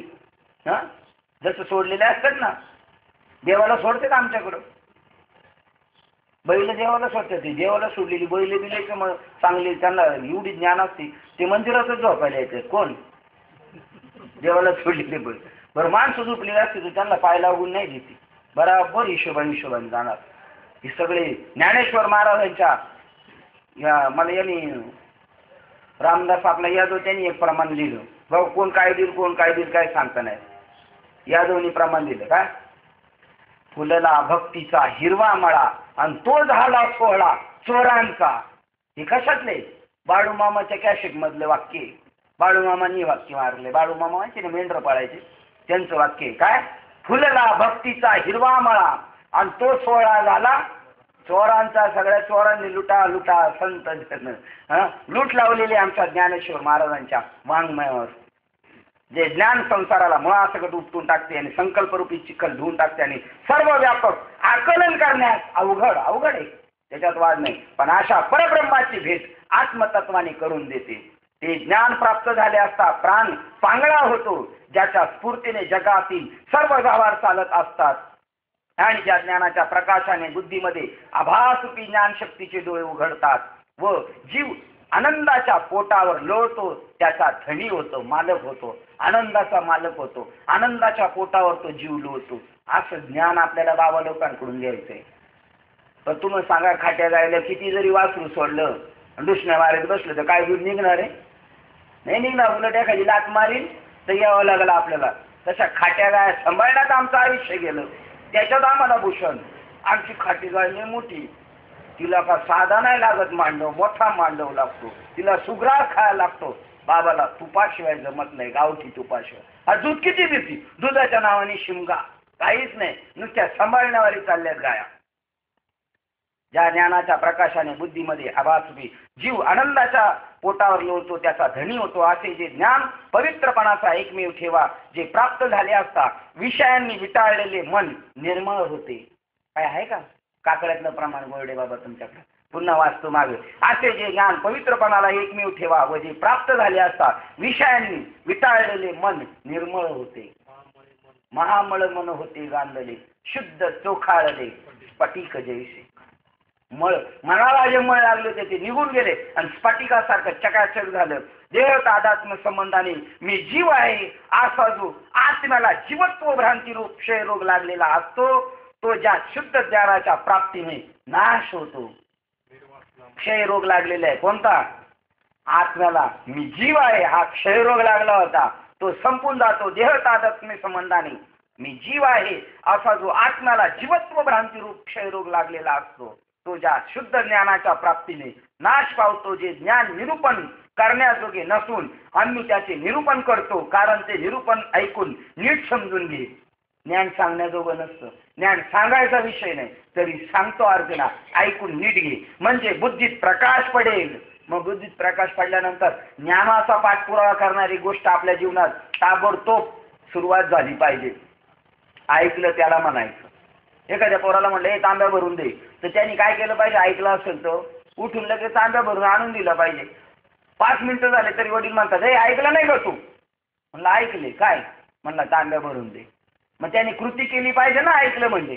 तसं आपण जीवनात कृती केली पाहिजे. पहा, जे ज्ञान निरूपण करण्याजोगे नसून आम्ही त्याचे निरूपण करतो, कारण ते निरूपण ऐकून नीट समजून घे, म्हणजे बुद्धीत प्रकाश पडेल, ज्ञान लाभ होईल. बाकीचे डोळ्यात पाहता येईल अशी ती वस्तू नाहीये खरे. ज्ञानाचं काय डोळ्याने दाखवता येईल अशी वस्तू? पण तेच ज्ञान ज्या वेळेस या शरीरात अभिव्यक्त होऊन आपले सामर्थ्य प्रकट करते, त्यावेळी त्या इंद्रियांच्या आचरणावरून दृष्टस्पती सुद्धा येते. ज्ञान वास्तविक डोळ्याने दिसत नाही, तो पाहण्याचा विषय नाही. पण एखाद्याच्या शरीरामध्ये जर ते ज्ञान प्रकट झालं तर त्याच्या इंद्रियांच्या व्यवहारावरून कळतं हा माणूस कसा आहे. ज्ञानी आहे, ज्ञान असं असतं, ज्ञान झालं माणूस असा होतो असं दिसणार आहे. पहा, जसे झाडाच्या टवटवीतपणावरून वसंत ऋतूचा प्रवेश झाला हे समजते, तसे इंद्रिय ज्ञानाचे अस्तित्व सांगतात. इंद्रिय सांगतात ज्ञान माझ्याकडे आहे, अस्तित्व आहे, ज्ञानाच्या जवळ आमचं राहणं आहे. म्हणजे ज्ञानवानाच्या इंद्रियांच्या व्यापारावरून ज्ञान प्राप्तीची लोकात ओळख होते.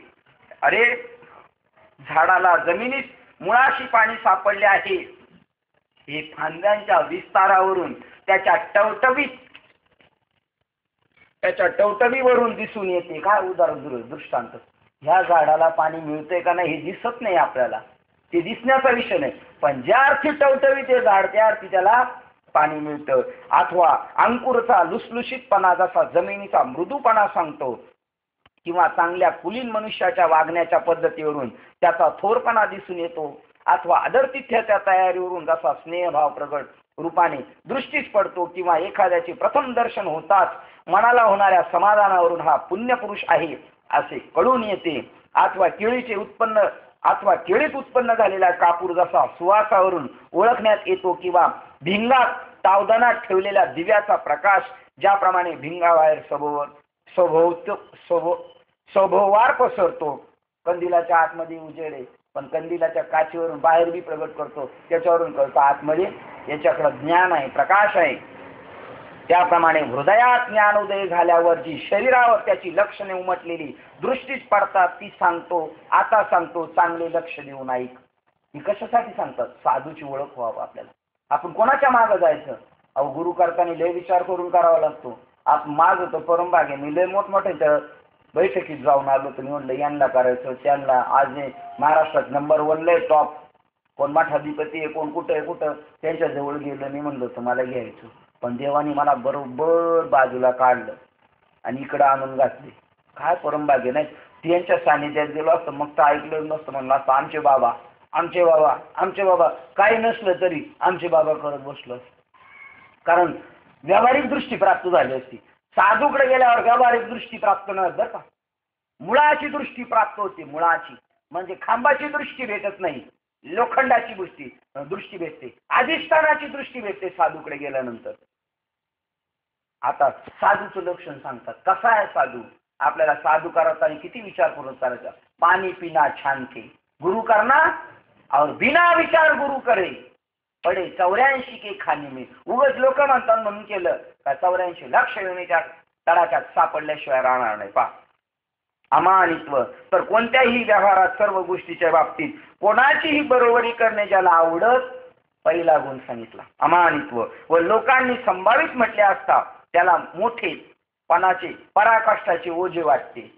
असं वाटलं पाहिजे का आपल्याला लोक मोठे म्हणायला लागले, बोट दाखवायला लागले का आपल्याला असं वाटलं पाहिजे त्याची चोरी करून आलो आपण असं दाखवतात.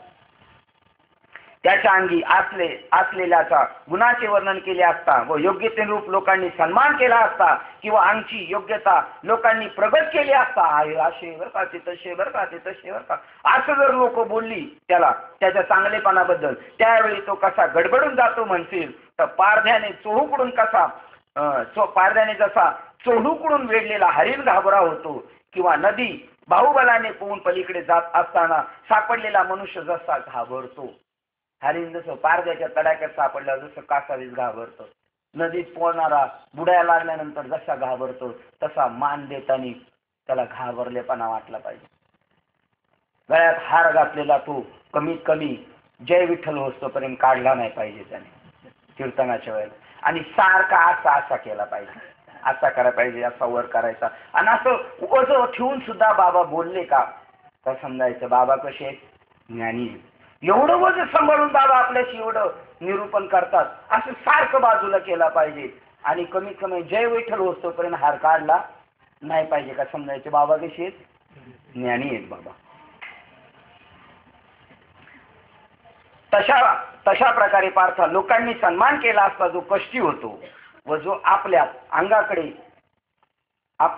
मोठेपणा येऊच देत नाही, आपल्यास लोकांनी पूज्य मानलेले आपण आपल्या डोळ्यांनी न पाहावे, आपली कीर्ती आपणच आपल्या कानाने न ऐकावी, व आपली हा अमुक एक मनुष्य आहे अशी लोकात आठवण सुद्धा होऊ नये, अशी ज्या पुरुषाची इच्छा असते.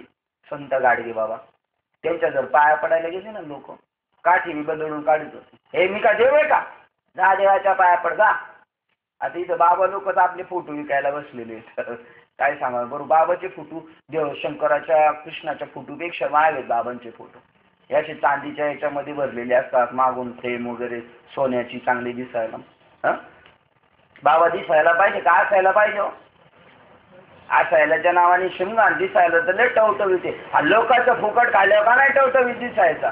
रोज काबाड कष्ट करून मग कीर्तन करावं माणसाने, मग त्याचं दिसेल चेहऱ्यावरचं तेज त्याच्या ते साधनेचं तेज असावं. नाही का का आंब्यामोर तांदळाचे भात तुपाचे भात खातो, सफरचंद खातो, द्राक्ष खातो, मग का नाही टवटवीत दिसायचं चांगला गुलगुली? कामाला तर काहीच नाही. हे नुसतं रेसला पळायची बैल ती काही कामाला नेतात काय? त्यांना वर्षातून एकदाच काम पंढरपूर आळंदीला फक्त. बाकी रोज चांगला चांगला माल खुराला द्यायचा खायला. अथवा त्या पुरुषाच्या ठिकाणी सत्काराची गोष्ट कशाच बोलावी व तो आदराचा तरी कसा स्वीकार करणार? त्यात जर कोणी नमस्कार केला तर त्याला ते मरणासारखे दुःखकारक वाटते. बृहस्पती सारखी सर्वज्ञता तर अंगी लाभलेली असते, तरी पण आपले महात्म्य लोकात वाढेल या भीतीने तो वेढे येतो, लपवतो. आपल्या अंगी असलेले शहाणपण तो लपून ठेवतो, आपला मोठेपणा सोडून देतो आणि मोठ्या प्रेमाने लोकात वेडेपणा स्वीकारतो. ज्याला लोकात होणाऱ्या कीर्तीचा कंटाळा असून शास्त्राच्या वादविवादाची उपेक्षाच असते, म्हणून काही न करता स्वस्थपणे बसण्यावरच ज्याला अतीव भर असतो. इतकेच नव्हे तर लोकांनी आपला अपमान अनादर करावा व आपतेष्ट वर्गांनी आपली संगती धरू नये. अशा प्रकारची ज्याच्या मनामध्ये फार इच्छा असते, ज्याच्यामुळे अंगात नम्रपणा पूर्ण बांधला जाईल व हीनपणा हेच आपले भूषण होईल. कोणता? नीचपणा बलवेद्या, शुद्रपणा आपल्याकडे येईल असा. अशाच गोष्टी तो बहुत करून करतो, ज्यामुळे हा जिवंत आहे किंवा नाही अशी लोकांनी आपल्याविषयी कल्पना लोक आपल्याविषयी कल्पना करतील असे आपले वर्तन असावे अशी जास्त आशा असते. नवनाथ ग्रंथामध्ये संत जालिंदर महाराज असेच राहायचे, कुशल ठिकाणी राहायचे. हो, रात्रीचे फिरायचे, दिवसा फिरायचेच नाही. लोकांना असं वाटू नये का हा चांगला माणूस आहे, आणि त्याच्यामुळे गैरसमज झाला होता. कोणाचा? गोपीचंद राजाचा सुद्धा. हे कोणतरी बावळटच दिसते, हा आपल्या पायाने चालत आहे किंवा नाही, किंवा वाऱ्याने ढकलला जात आहे असा लोकांस भ्रम व्हावा असे आपण व्हावे असे ज्यास वाटते. म्हणून माझ्या अस्तित्वाचा लोप व्हावा, माझे नावरूप नाहीसे व्हावा, प्राणी मात्राला माझ्यापासून कदाचित भय वाटेल पण तसे वाटू नये असे ज्याचे देवापाशी नवस असतात, त्यामुळे तो नित्य एकांतवासात जात असतो व एकांताच्या नावाने जगतो. म्हणजे एखादी जागा निर्जन आहे असे ऐकल्याबरोबर आनंद पावतो. वायूचे व त्याचे पट्टे, कोणाचं पट्टे? त्याचं वायूचं त्याचं बोलणं होतं, म्हणून त्याचा अनुरोधाने जो वागतो व आकाशाबरोबर ज्याला बोलणे आवडते. पहा तुकाराम महाराजांचा असा फुटे काय सांगतो तो, बस व्यापक स्वरूपाशी एकरूपता, आकाशाशी बोलणे त्यांचं, हे असे दाखवले ना. हा, हे ईश्वची माझे घरे सांगतात, बरोबर आहे. वायूचे त्याचे बोलणे, हो, आकाशाबरोबर ज्याचे बोलणे आवडते, आकाशाबरोबर ज्याला बोलणे आवडते, ज्याला झाडेच जीव की प्राण अशी आवडतात. वृक्षवल्ली आमा सोयरे, वनचरे, पक्षीरे, सुस्वरे, अधिक काय सांगावे अशी लक्षणे ज्याच्या अंगात पूर्णपणे बांधलेली आहेत, असे तुझ्या दृष्टीस पडेल तोच ज्ञानाच्या बिछाणावर स्वस्थ झाला आहे. म्हणजे त्याला ज्ञान हस्तगत झाले आहे असे तू समज. म्हणून ज्ञानी मनुष्यामध्ये अभिमान रहित तत्व संज्ञ गुण आहे, तो या लक्षणाने ओळखावा. आता अदांभिकत्व ओळखण्यासाठी त्याचे लक्षणाचा अभिप्राय सांगतो. तर अदंभित्व असे असते की ज्याप्रमाणे कृपणाचे मन आपल्या पैशावर इतके आसक्त असते की जीव गेला तरी तो आपल्या पुरून ठेवलेल्या पैशाची जागा कोणालाही सांगत नाही, त्याप्रमाणे अर्जुना संकटे आपल्या प्राणावर येऊन बेतली तरी तो आपण केलेले पुण्यकर्म स्वतः देहचेष्टेने किंवा बोलून सुद्धा दाखवित नाही. हो, आम्ही एवढे केले, याच्यासाठी अमुक केलं तमुक केलं असं तो बोलत नाही. किती कष्ट त्याच्यावर आले तर तो बोलणार नाही. आपल्या मुखाने आपण केलेलं सत्कर्म कधी मुखरुंदावर येऊ देणार. ज्याप्रमाणे खोड्याळ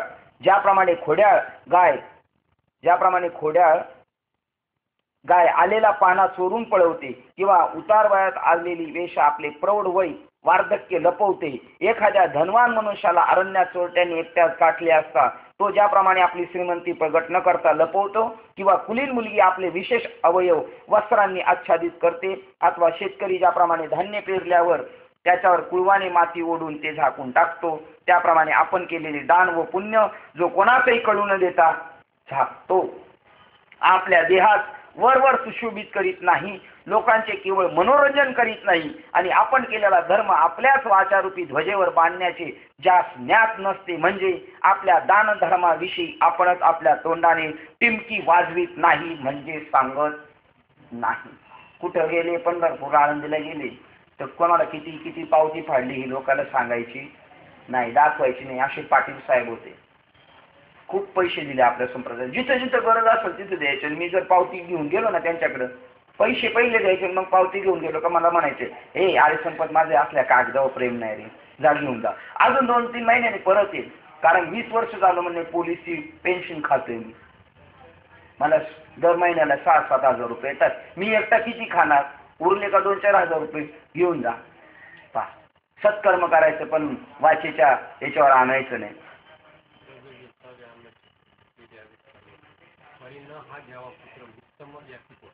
वा वा, छान. मी कुठे गेलो?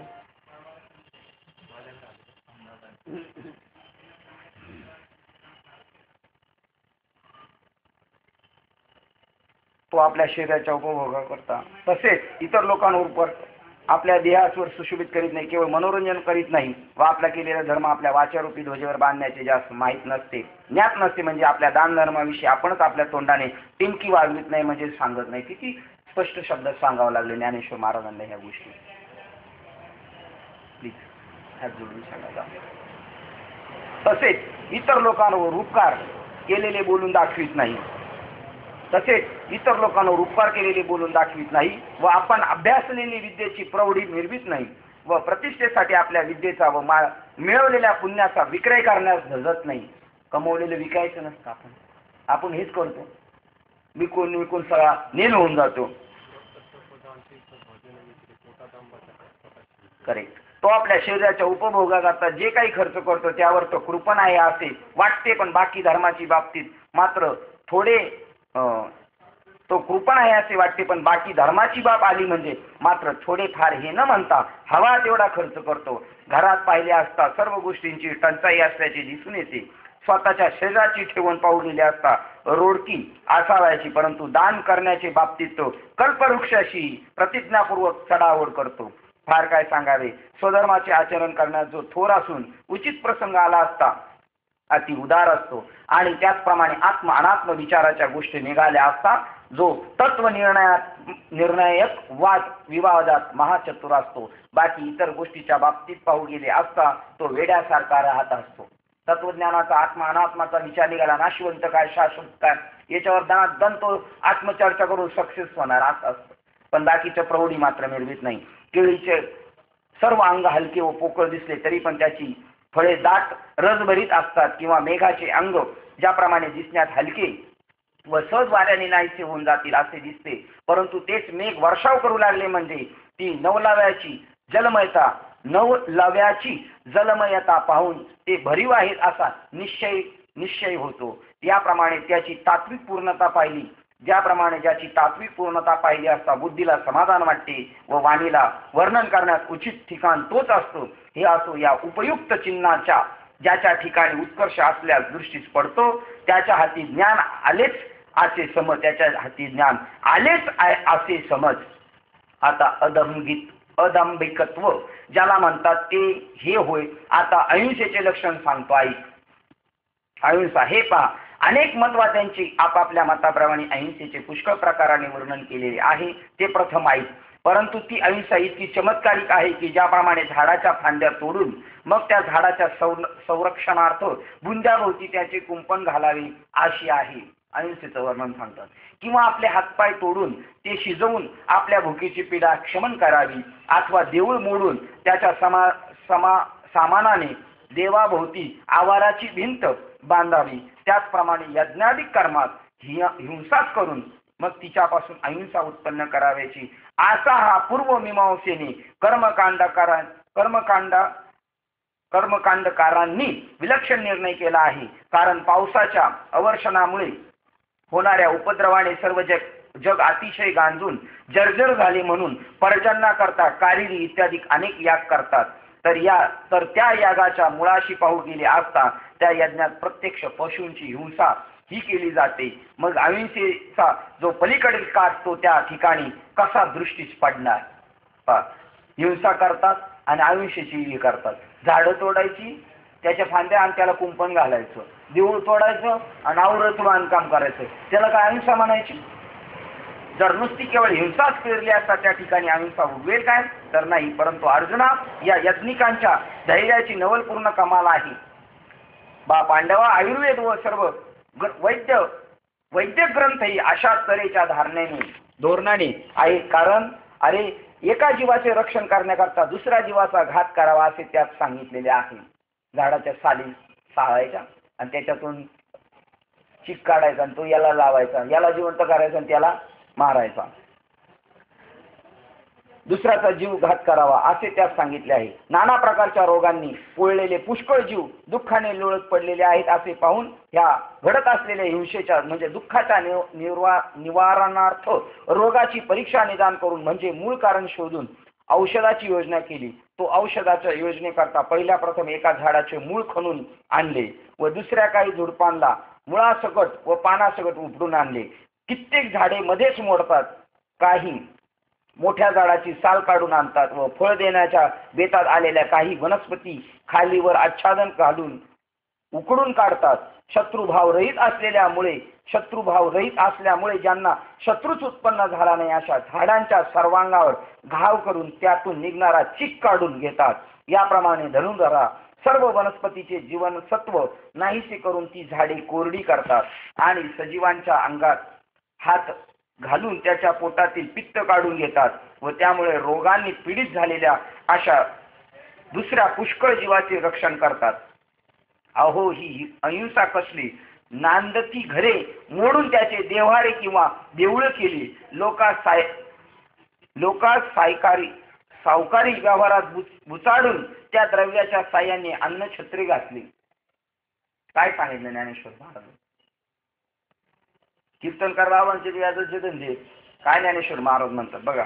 लोका सावकारी व्यवहारात बुचाडून मग द्रव्याच्या साह्याने अन्नछत्र घातली. नेसलेले वस्त्र सोडून डोक्यात ते वस्त्र गुंडाळले तर त्यामुळे खालचे अंग उघडे पडले, पुढील अंग उघडे होते म्हणून त्यावर घर मोडून मांडव घातले अथवा पांघरुणे जाळून शेक घेण्यासाठी शेकोटी केली. ती जशी व्यर्थ किंवा हत्तीला स्नान घालणे व्यर्थ, कारण हत्तीला स्नान घालून स्वच्छ धुवून काढल्यावर पाण्यातून वर येताच पुन्हा तो सोंडेने माती चिखल घेऊन आपले अंग भरवतो, किंवा बैल विकून टाकून त्या पैशात जसा मोठा गोठा बांधणे अथवा रागूला हकून देऊन मग त्याच्याकरता पिंजरा तयार करणे, याचे नाव योग्य काम करणे म्हणावे की चेष्टा म्हणाव्यात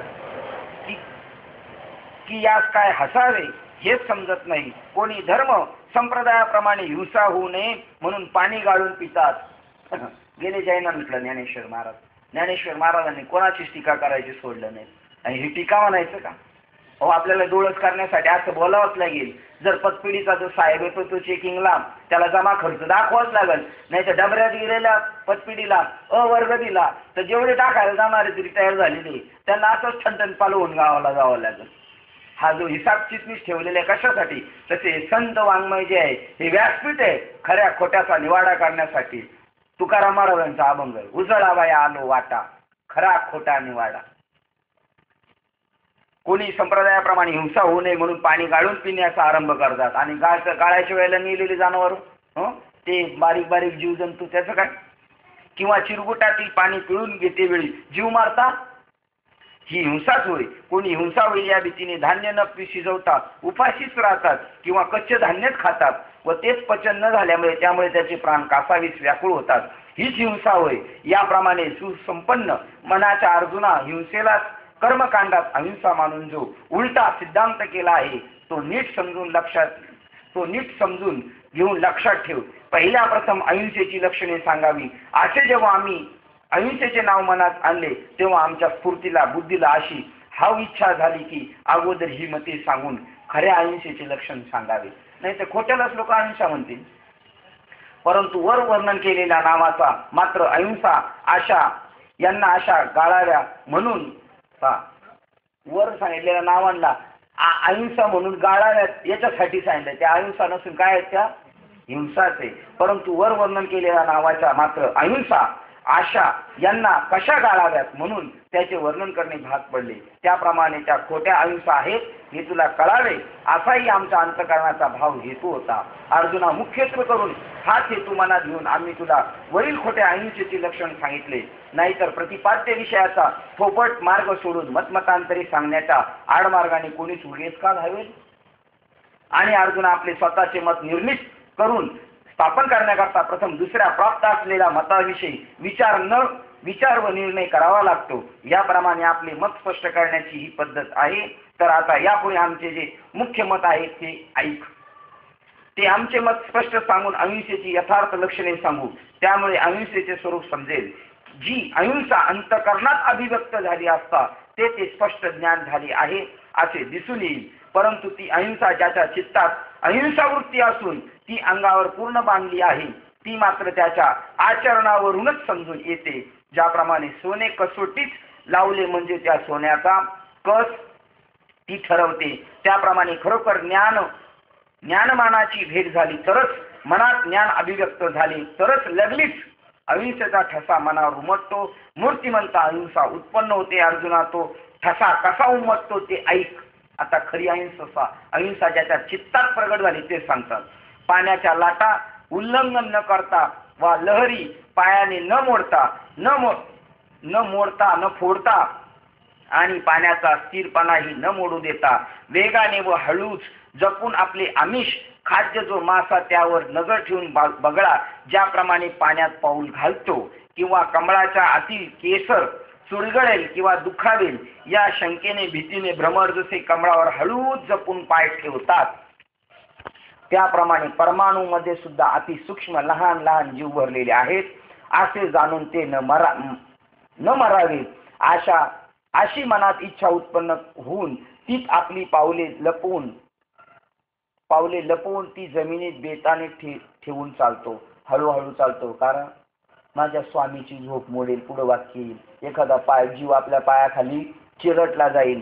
तो ज्या वाटेने जातो तिकडे रस्ताच कृपादृष्टीने भरतो व मग तो चालतो ज्या दिशेने त्याची दृष्टी जाते ती दिशा स्नेहभावाने भरलेली करतो व कोणाही प्राण्यास उपद्रव होऊ नये म्हणून जीवातळी आपला जीव पांघरतो. आपल्या जीवापेक्षा त्याच्या जीवाला जपतो. आपल्या जीवापेक्षा दुसऱ्या जीवाच्या जीवाला जपतो. हे संतांचं भांडवल आहे का काही प्रमाण तुमच्याकडे? भांडवल भूतांची दया भांडवल संता आपुली ममता नाही देही. स्वतःच्या देहावर त्यांचं प्रेम नाही पण दुसऱ्याच्या देहाला काही तकलीफ नाही हो याची तो काळजी घेणार. आणि आपलं उलट आहे. आपल्या देहाला काही त्रास नाही झाला पाहिजे. दुसऱ्याला झाला तर झाला. अरुण बाबा पंढरपूरवरून आळंदीवरून येताना त्यांना बसायला सीटच नसतं कधी. कारण त्यांचं नाव घेताना असं डिक्लेअर झालेलं असतं का ते कुठेतरी एखाद्या कोपऱ्याला घोंगडी घेऊन पडतील. त्यांची घोंगडी बी ते बरोबरच घेऊन येतात. त्यांची काळजी कोणी करायची नाही आपण पण ते आपली काळजी करणार. बरोबर आहे ना? बरं बसायला भेटलं ना? हा म्हणतो बसायला भेटलं. आता मी झोपतो. तुम्ही चालू द्या तुमचं भजन. मी आरामशीर झोपतो आता.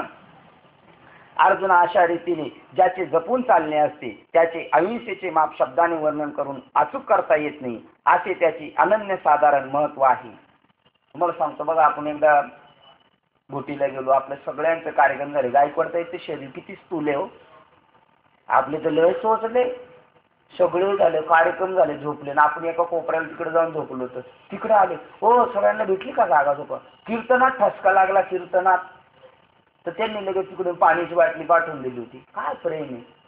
आणि झोपले का तुम्ही? नाही तर चला तिकडं. कोळी काका तसे एकदा नलावडे साहेबांना आम्ही गोटीला वाळूच्या कट्ट्यावर झोपून राहिलो. म्हणलं आता कुठं काय तू झोपायचं? ते म्हणले चला आपल्या भाऊच्या माळ्यावर जाऊ. पण आम्ही अशी अपयशी आणि साहेब आपले कोणाचं ऐकत नाही. साहेब म्हणले आम्ही वाळूवर झोपले. आम्ही दोघं रात्रभर वाळू. नाही तर काका आम्हाला चांगले गच्चीवर घेऊन जाणार होते पण नाही बा. किती काळजी झाला. चपात्या आणल्या त्यांना जेवायला आणि सगळ्यांना आम्ही पंक्तीला बसलो. आम्हाला वाढीत बसलो. काय ही भूतांची भांडवल संता आपुली ममता नाही दे याला अहिंसा म्हणतात.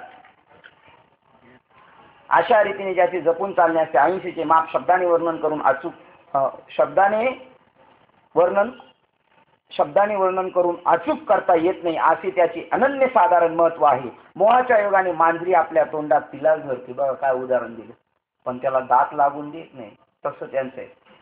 मोहाच्या योगाने मांजरी आपल्या तोंडात पिल्लास धरते त्यावेळेस ज्याप्रमाणे तिच्या दातांची टोके त्या पिल्लास लागत, पण जर तेच उंदीरचं पिल्लू दिसलं तर तेच दात आहेत ना. किंवा ज्याप्रमाणे ममताळू आईची आपल्या तान्ह्या मुलाची वाट पाहण्याकडे दृष्टी लागलेली असते, तेव्हा त्या दृष्टीत प्रेमपूर्ण नाजूकपणा असतो. अथवा कमळाच्या पानाने हळूहळू वारा येऊ लागले असता ज्याप्रमाणे त्यापासून निघालेला वारा सुखकारक असल्यामुळे डोळ्यांच्या बुबुळास समाधान होते, तितक्याच मऊपणाने तो जमिनीवर पाय हळूच टाकून चालतो व ते पाय सहज ज्या जीवांना लागतात त्यांना त्रास न होता जपून टाकल्यामुळे उलट सुखच होते. जर का थोडासा बाजूने पायाचा स्पर्श जरी गेला सुख होतं त्या जीवाला. अर्जुना, याप्रमाणे तो हळूच चालत असताना जमिनीवर किडा किंवा मुंगी त्याची दृष्टीस पडली तर तो हळूच माघारा फिरतो. हे आपलं वर्णन नाही बरं का. जर आपण पाय जोराने आपटीत चाललो तर स्वामीचा म्हणजे जीवात्म्याच्या निद्रेचा भंग होईल. सकाळी किती आरडाओरडा असते आपल्या घरांमध्ये, शांतता नाही, कारण स्वामीच्या निद्रेचा काय होईल, भंग होणार आहे. ठीक आहे नाही. निद्रेचा भंग होईल, याच्या प्रकृतीच्या सहज स्वस्थपणात धक्का बसेल व विक्षेप होईल. अशी दया मनात उत्पन्न होऊन कोणत्याही प्राण्याचे उल्लंघन न करता माघारी फिरतो. जीवाचा नाश होईल म्हणून गवतावरही पाय देऊन तुडवत जात नाही. मग एखादा प्राणी दृष्टीस पडला त्याला न जुमानता त्यास तुडून तो वाट चालेल ही गोष्ट त्याच्या हातून कशी घडेल. ज्याप्रमाणे मुंगीला मेरू पर्वत ओलांडून जाता येत नाही अथवा चिलटा समुद्र तरून जाता येत नाही, त्याप्रमाणे प्राण्यांची भेट झाली असता ज्याच्याने त्याचे उल्लंघन करवत नाही. जर कोणी समोरून भेटला तर त्याला डावलून जायचं त्याला कळत नाही. अशी ज्याची चालण्याची रीत कृपारूप फळास आली व वाणीतही मूर्तिमंत दया जगलेली आहे, हे तू पाहशील. जो स्वतः श्वासोश्वास करावायचा तोही शेजारच्या मनुष्यात त्रास न होईल अशा बेताने हळूच नाजूकपणाने करतो व त्याचे मुख पाहिले असता केवळ प्रेमाचे माहेरघर असते असे दिसते. आपल्या शेजारी झोपलेला माणूस बघा, किती घोरला तर आपल्याला काही परिणाम नव्हता आणि त्याला काही परिणाम नव्हता. त्याचं वर्णन चालू इथं. असा डराडोर घोरतो का कोणाला काही तकलीफ होत नाही. तसेच त्याचे दात हे जणू माधुर्याला अंकुरच फुटल्याप्रमाणे दिसतात. तो बोलत असता त्याच्या तोंडातून अक्षर बाहेर पडण्याच्या अगोदर तोंडावर व पुढे स्नेहच भाव पाजरत असल्याचे दृष्टीस पडते व चित्तात अगोदर दया प्रगट उत्पन्न होऊन नंतर कृपेची भरलेले असे शब्द मुखावाटी बाहेर पडतात. याचा आपण अनुभव घेतला पहा. आपल्याला जो वक्ता आपल्याला जो आवडतो त्यांच्या समोर जाऊन बसलं ना आपल्याला लय समाधान वाटतं. काय चेहरा दिसतो, काय दिसतो, किती आनंद होतो. त्यांना नाही तेवढा आनंद होत, पण आनंद कोणाला होतो, आपल्याला आनंद होतो बाबा. हो, मुखी अमृताची वाणी देवाचे कारणे. अगोदर त्याचे होता कृपेने असे शब्द मुखावाटी बाहेर पडतात. अगोदर त्याचे होता होईपर्यंत कोणाशी बोलणेच नसते. त्यातून काही बोलू म्हणेल तर कदाचित त्याने बोलण्याचे मनात आणले तर आपले बोलणे कोणास लागेल की काय अशी त्यास भीती वाटत असते. बोलताना यदा कदाचित आपल्या तोंडातून कमी जास्त काही शब्द निघाले तर ते कोणाच्या वर्मीत न लागावेत व त्यापासून कोणाच्या मनाला शंका उत्पन्न होऊ नये. त्यापासून कोणाचा ठरलेला बिघडेल व मोडेल, कोणी भिईल व कोणी दचकून जागे होईल किंवा उडून जाईल. आणि जरी कोणी आपले बोलणे ऐकूनच त्याचा तिरस्कार करील तरी आपल्या बोलण्याने कोणाला पीडा होऊ नये व कोणी भिवया चढून आपल्याकडे पाहू नये असा हेतू मनात आणून जो न बोलता उगा असतो. मग आपण बोलावे अशी कदाचित कोणी प्रार्थना केली व प्रेमाने जर तो बोलू लागला तर ऐकणारा त्याचे बोलणे ऐकून तो आपली आई बापच की काय असे वाटण्या इतके आनंददायक असते. किंवा त्याचे बोलणे म्हणजे मधुर नाद ब्रह्मच, वेद हा आकार घेऊन मूर्तिमंत पुढे उभा राहिला आहे की काय असे वाटते. अथवा स्वच्छ गंगोदर उसळले आहे असे स्वच्छ व पवित्र किंवा पतिव्रता स्त्रीला जणू वृद्धपणा प्राप्त झाला आहे त्याप्रमाणे खरे व मऊ परिमित व रसाळ प्रेमळ असे जणू अमृताच्या लाटात आहेत की काय असे त्याच्या तोंडातून शब्द निघतात. जे शब्द व्याज स्तुतीने भरलेले उपरोधिक आहेत, ज्याच्यापासून वाद उत्पन्न होतो व दुसऱ्या संताप त्रास होतो. तसेच चेष्टा कुचेष्टा छळवाद वंचनाकारक आणि जे दुसऱ्याच्या वर्मी झोबणारे शब्द बोलणे आणि अडवणूक अतिवेगाने बोलणे व कपट खोटी आशा लावणे कुशंका काढणे व ठगबाजी करून फसवणे हे बोलण्यातील दोष ज्याच्या वाणीने पूर्ण टाकलेले आहे. ठगबाजी करत नाही. त्याप्रमाणे अर्जुना, ज्याची दृष्टी स्थिर असते व भिवया मोकळ्या असतात, म्हणजे रागाने भुवया चढवल्या नसल्यामुळे त्याच्या कपाळावर आड्या दृष्टीस पडत नाही. कारण प्रत्येक प्राणी मात्रात परब्रह्म वस्तू भरलेली आहे. तिला कदाचित दृष्टी खुपेल व त्रास होईल म्हणून जो बहुत करून कोणाकडेही पाहतच नाही. असे असताही एखाद्या वेळी आपल्या कृपेच्या बळाने जर डोळे उघडून त्याने कोणाकडे दृष्टी घातली तर चंद्रबिंबातून निघणाऱ्या अमृताच्या धारा जरी कोणाच्या दृष्टीस पडत नाही तरी पण एकसारखे चकोर पक्ष्यांना त्या कळतात. त्यामुळे त्यांना आनंद होऊन ते पुष्ट होतात. त्याप्रमाणे ज्या प्राण्याकडे त्याने आपल्या दृष्टीने पाहिले त्याला त्यापासून समाधान होते. त्याच्या अवलोकनाची पद्धती किती प्रेमयुक्त आहे हे कासवीला माहीत आहे. कासवीचे केवळ कृपा दृष्टीनेच तिची मुले वाढतात असे तिच्या दृष्टीस प्रेम पोचण्याचे सामर्थ्य आहे. अधिक काय सांगावे, जो भूतमात्राकडे अशा प्रेम दृष्टीने पाहतो तसेच त्याच्या हाताचे गुण पाहू गेले असता तेही दृष्टीप्रमाणेच मृदू आहेत असे तुला दिसेल. ज्याप्रमाणे ब्रह्मनिष्ठांचे मनोरथ कृतार्थतेने पूर्ण झालेले असतात त्याप्रमाणे ज्याच्या हातात काही एक करण्याची इच्छा कर्तव्य बुद्धी नसून ते निर्व्यापार असतात. अगोदरच जन्मांत त्यातही त्याने ज्याप्रमाणे पाहण्याची क्रिया सोडावी किंवा आधीच काष्टरहित अग्नी आणि पुन्हा त्यातून तो जसा विझावा अथवा मुख्या मनुष्याने जसे मौन रथ धारण करावे तसे ज्याच्या हातात काही एक करावायचे असे उरलेले नसते व जे काही एक कर्तव्य नसलेल्या सिद्ध पुरुषाचे ठिकाणी स्वस्थ राहण्यास आलेली असतात. हे कशाचं वर्णन चाललंय? सगळं आयुष्याचं वर्णन चाललंय. काहीच कर्तव्य नाही त्याला. वाऱ्याला धक्का लागेल किंवा आकाशाला नख लागेल अशा बुद्धीने जो आपले हात हलवीत नाही असे सुद्धा हात हलवीत नाही. आता बा, जेथे अंगावर असलेली माशी वगैरे उडवावी किंवा डोळ्यात आत जाणारी म्हणजे शिरणारी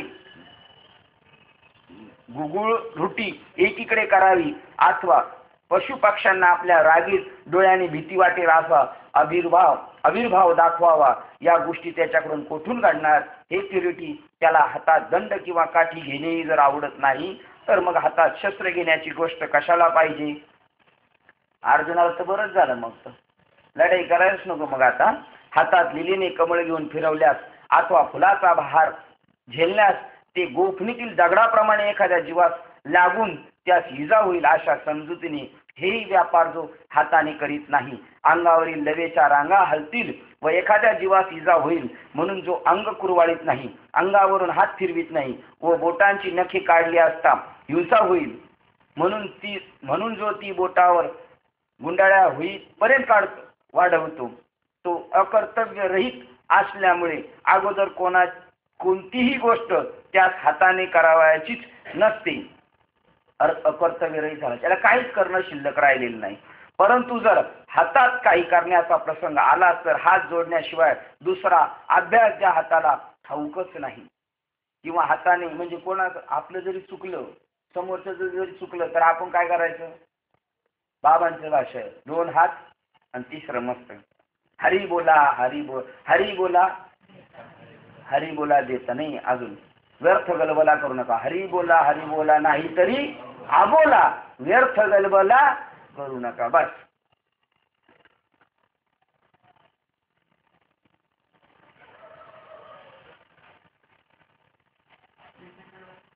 हाताचा स्पर्श मजबूत ठेवलेला असतो.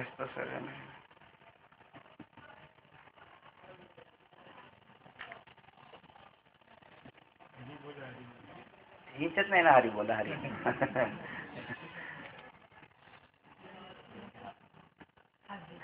किंवा हाताने व्यापार केला तर दुसऱ्याच हात उचलून घेऊ नको अशी अभय वचन देणे किंवा एखादा कोणी पडत असल्यास त्यास हाताने सावरणे अथवा पीडित मनुष्याची पीडा कमी व्हावी म्हणून त्याच्या अंगावर हळूच हात फिरवणे या गोष्टी तो मोठ्या संकटाने करतो. तथापि पीडित मनुष्याची चिंता तो हस्तस्पर्शाने दूर करतो. या त्याच्या हस्तस्पर्श करण्याने तो जो कृपेचा पाझर सुटतो तसा ओलावा चंद्रकिरणासही माहीत नसतो. हात फिरला तरी त्याची सगळे तकलीफ दूर होऊन जाते. त्याच्या हस्तस्पर्शाच्या मृदुत्वाचा मनाने पाहिले तर मलय पर्वतावरून येणाऱ्या वाऱ्याचा स्पर्शही कठीण भासेल इतका त्याचा हस्तस्पर्श मृदू व सुखकारक असतो. का किती म्हणजे थंडगार हवेच्या वातावरणातून आलेला वारा सुद्धा कठीण वाटेल त्यापेक्षा त्याचा हात शीतल आहे. अशाच हस्तस्पर्शाने त्याचे पशूंनाही कुरवाळणे असते. जे हात नेहमी रिकामे व मोकळे असतात तरी पण चंदनाच्या झाडाचा कोणताही भाग थंडगार सुगंधमय असतो व त्याला फळे न येताही तो निष्फळ आहे असे कोणास म्हणता येत नाही. तसेच त्याचे हात पाय नेहमी शीतल व सफल असतात. एखाद्या बाबाकडून एखादा मोठा आश्रम नाही झाला काय नाही झाला तरी त्याचं जीवन सफल आहे म्हणून चंदनाची उपमा दिलेली आहे. त्याला चंदनाला फळं यावं लागतात असं नाही. चंदनाला फळं नाही आली तरी त्याचं अख्खं चंदनाचं झाड जीवन सफल आहे. आपण पाहतो काही ठिकाणी कीर्तनाला गेल्यानंतर गावोगावी फार हेडपट असतात. टाळ घेतलेली फार हेडपट त्याला सगळे झिडकारतात त्याला सगळे हसतात पण त्याला हे कळत नाही. काही लोक आपल्याला हसतात तर त्याच्यात रंगून गेलेला असतो. लोक म्हणतात याला जर संसार नाही जमला याला परमार्थ नाही. अरे खरा त्यालाच जमला. त्याचं जीवन चंदनमय झालं कारण त्याने त्याचं जीवन ईश्वराच्या चरणावर काय केलेले समर्पण केलेले. त्याला काय कळतं नाही कळतं पण तो देवाचा झालेला आहे. तसेच हात नेहमी शीतल सफल असतात. आता ही वाक्य पांडित्य राहू दे. सज्जन मनुष्याचे शील व स्वभाव ही जशी पवित्र असतात तसेच त्याच्या हाताचे आचरण पवित्र असते.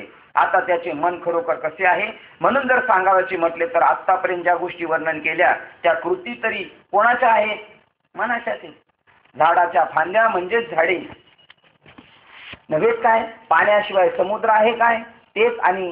तेज आणि सूर्य ही निरनिराळी आहेत काय.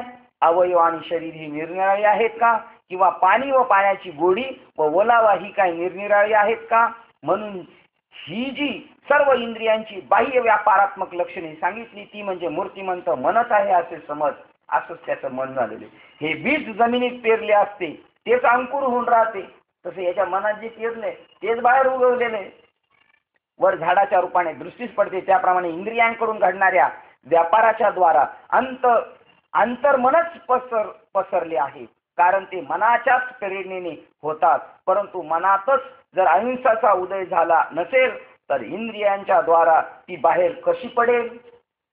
अर्जुना कोणतीही वृत्ती अगोदर मनामध्ये उत्पन्न होत असते आणि मग तीच वाचा दृष्टी व हात याच्याकडे येते. मनोवृत्त्यानुसारच अनुक्रमे ज्ञानेंद्रियांचे व कर्मेंद्रियांचे व्यापार होतात. हे वाचा दिठी व कर या उभय इंद्रियांच्या लक्षणात्मक पदयोजनेने सूचित केले आहे. बाकी जी गोष्ट मनातच येत नाही ती वाचेत बोलून प्रगट केली जाईल का. पहा बीजाशिवाय जमिनीत अंकुर उत्पन्न होईल का. म्हणून याप्रमाणे सूत्र धाराशिवाय कळसूत्री बाहुली हलत नाही. व्यर्थ असते त्याप्रमाणे मनाचा मनपणा नाहीसा होतो. म्हणजे मनात कोणताही व्यापार करण्याची प्रवृत्ती प्रेरणा निर्माण होत नाही. तेव्हा इंद्रिय अगोदर निर्बल होतात. आणि तुका म्हणे मन नये वृत्तीवर. बघा त्या अभंगाचं काय सुरुवात आहे. त्या अभंगाची कोण पुण्य त्यांचा होईन सेवक. त्याचं चरण काय माहिती का शेवटचं. तुका म्हणे मग न हे वृत्तीवरी नाही. तुका म्हणे मन नये वृत्तीवरी. सुखाचे शेजारी पोवले मन शिल्लक राहिलं नाही. आता काय त्यांनी सांगितलं ज्याप्रमाणे सूत्रधाराशिवाय बाहुली हलेल का व्यर्थ असते त्याप्रमाणे मनाचा मनपणा नाहीसा होतो. मन लीन झालं निवृत्त झालं म्हणजे मनात कोणताही व्यापार करण्याची प्रवृत्ती प्रेरणा निर्माण होत नाही. जेव्हा इंद्रिय अगोदरच निर्बल होतात जे पाणी उगमापाशीच आटून जाते ते नदीच्या ओघात कुठून वाहणार. हे पहा देहातून जीव प्राण गेल्यावर देहाकडून काही हालचाल वा व्यापार घडतात काय. त्याप्रमाणे पार्था मन ही या सर्व इंद्रियांच्या व्यापारास मूळ कारण आहे व हेच सर्व इंद्रियद्वाराने व्यवहार करीत असते. परंतु ज्यावेळी मन आत जशा वासनेच्या रूपाने होऊन असते तसेच ते इंद्रियांच्या व्यापार रूपाने बाहेर येते. मनात जे असतं तेच बाहेर प्रगट पडतं. आता याचं मनच संपलं, त्यामुळे मनाचे व्यापार संपले, इंद्रियांची धाव संपली. याकरता ज्याप्रमाणे पिकलेल्या फळाचा सुवास आपोआप उत्साहपूर्वक चहूकडे घमघमत बाहेर निघून पसरतो, त्याप्रमाणे खरोखर मनात खरी अहिंसा चांगली बळकट कायम झाली म्हणजे इंद्रियांच्या व्यापारामध्ये अहिंसाच दृष्टीस पडते. म्हणून सर्व इंद्रिय ही मनातील अहिंसा हीच आपली संपत्ती असे पूर्णपणे मानून अहिंसेचीच देव घेऊ अहिंसेचाच व्यापार करीत असतात. किंवा ज्याप्रमाणे समुद्राला पूर्ण भरती आली म्हणजे समुद्रच आपल्या पाण्याने खाड्या पूर्ण भरतो, त्याप्रमाणे मनात अहिंसेचे भरती आले म्हणजे ते मन या इंद्रियांना आपापल्या अहिंसात्मक जलसंपत्तीने पूर्णपणे भरून टाकते. हे फार बोलणे राहू दे, पण तो जी ज्याप्रमाणे लहान मुलाला हात धरून त्याचकडून आपण स्पष्ट सुरेख अक्षरांनी ओळी लिहितो, त्याप्रमाणे मनही आपल्या ठिकाणी परत मागे जातो एक पाऊल. त्याप्रमाणे हे फार बोलणे राहू दे, पण तो जी ज्याप्रमाणे लहान मुलाचा हात धरून त्याचपर्यंत आपण स्पष्ट सुरेख अक्षरांची ओळी लिहितो. आपकाते साथी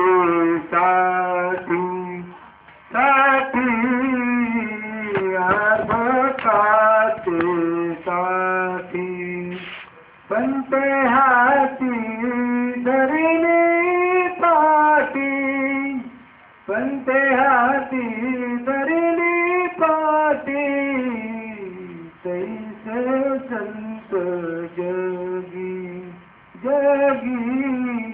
तैसे संत जगी. मनच आतमध्ये आता संताची भूमिका करते. ते मनाचा आतमध्ये अहिंसा पेरल्यामुळे सगळ्या इंद्रियाकडून जसा पण तो जे हातात धरून गिरवतो, एक रे एकाचे, दोन रे दोनाचे, त्याप्रमाणे मनाला इथं पंतोजीरावाची उपमा दिलेली आणि त्या मनाकडून सगळ्या इंद्रियांचे व्यापार अहिंसेचेच करतात. ही तर आपण थांबूया, हे फार बोलणे राहू दे. पंतोजी ज्याप्रमाणे लहान मुलाचा हात धरून त्याचकडून आपण स्पष्ट सुरक अक्षराची ओळी लिहितो, त्याप्रमाणे मनही आपले ठिकाणी पूर्णत्वास आलेले दयाळुत्व हस्तपादाधिक इंद्रियांच्या ठिकाणी आणते.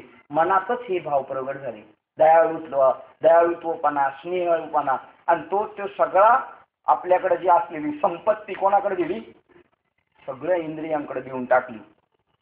त्याप्रमाणे मनही आपल्या ठिकाणी पूर्णत्वास आलेले दयाळुत्व हस्तपादाधिक इंद्रियांच्या ठिकाणी आणते व ते मनच हे त्या इंद्रियांच्या ठिकाणी अहिंसा उत्पन्न करते. म्हणून त्या इंद्रियांकडून अहिंसेचे आचरण घडते.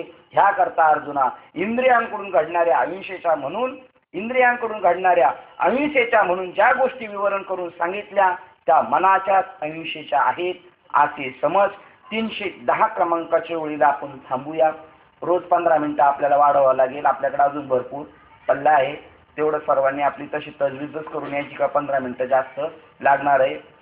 झालेली सेवा हृदयस्थ सद्गुरू सच्चिदानंद श्रीपाद बाबा रामदास बाबा अधिष्ठान परमात्मा श्री गणरायाच्या चरणावर आणि तुम्हा सर्वज्ञांच्या चरणावर सेवा समर्पित करून सेवेला आपण इथे पूर्ण विराम देऊया. पुंडलिक वरदेव हरी विठ्ठल श्री ज्ञानदेव.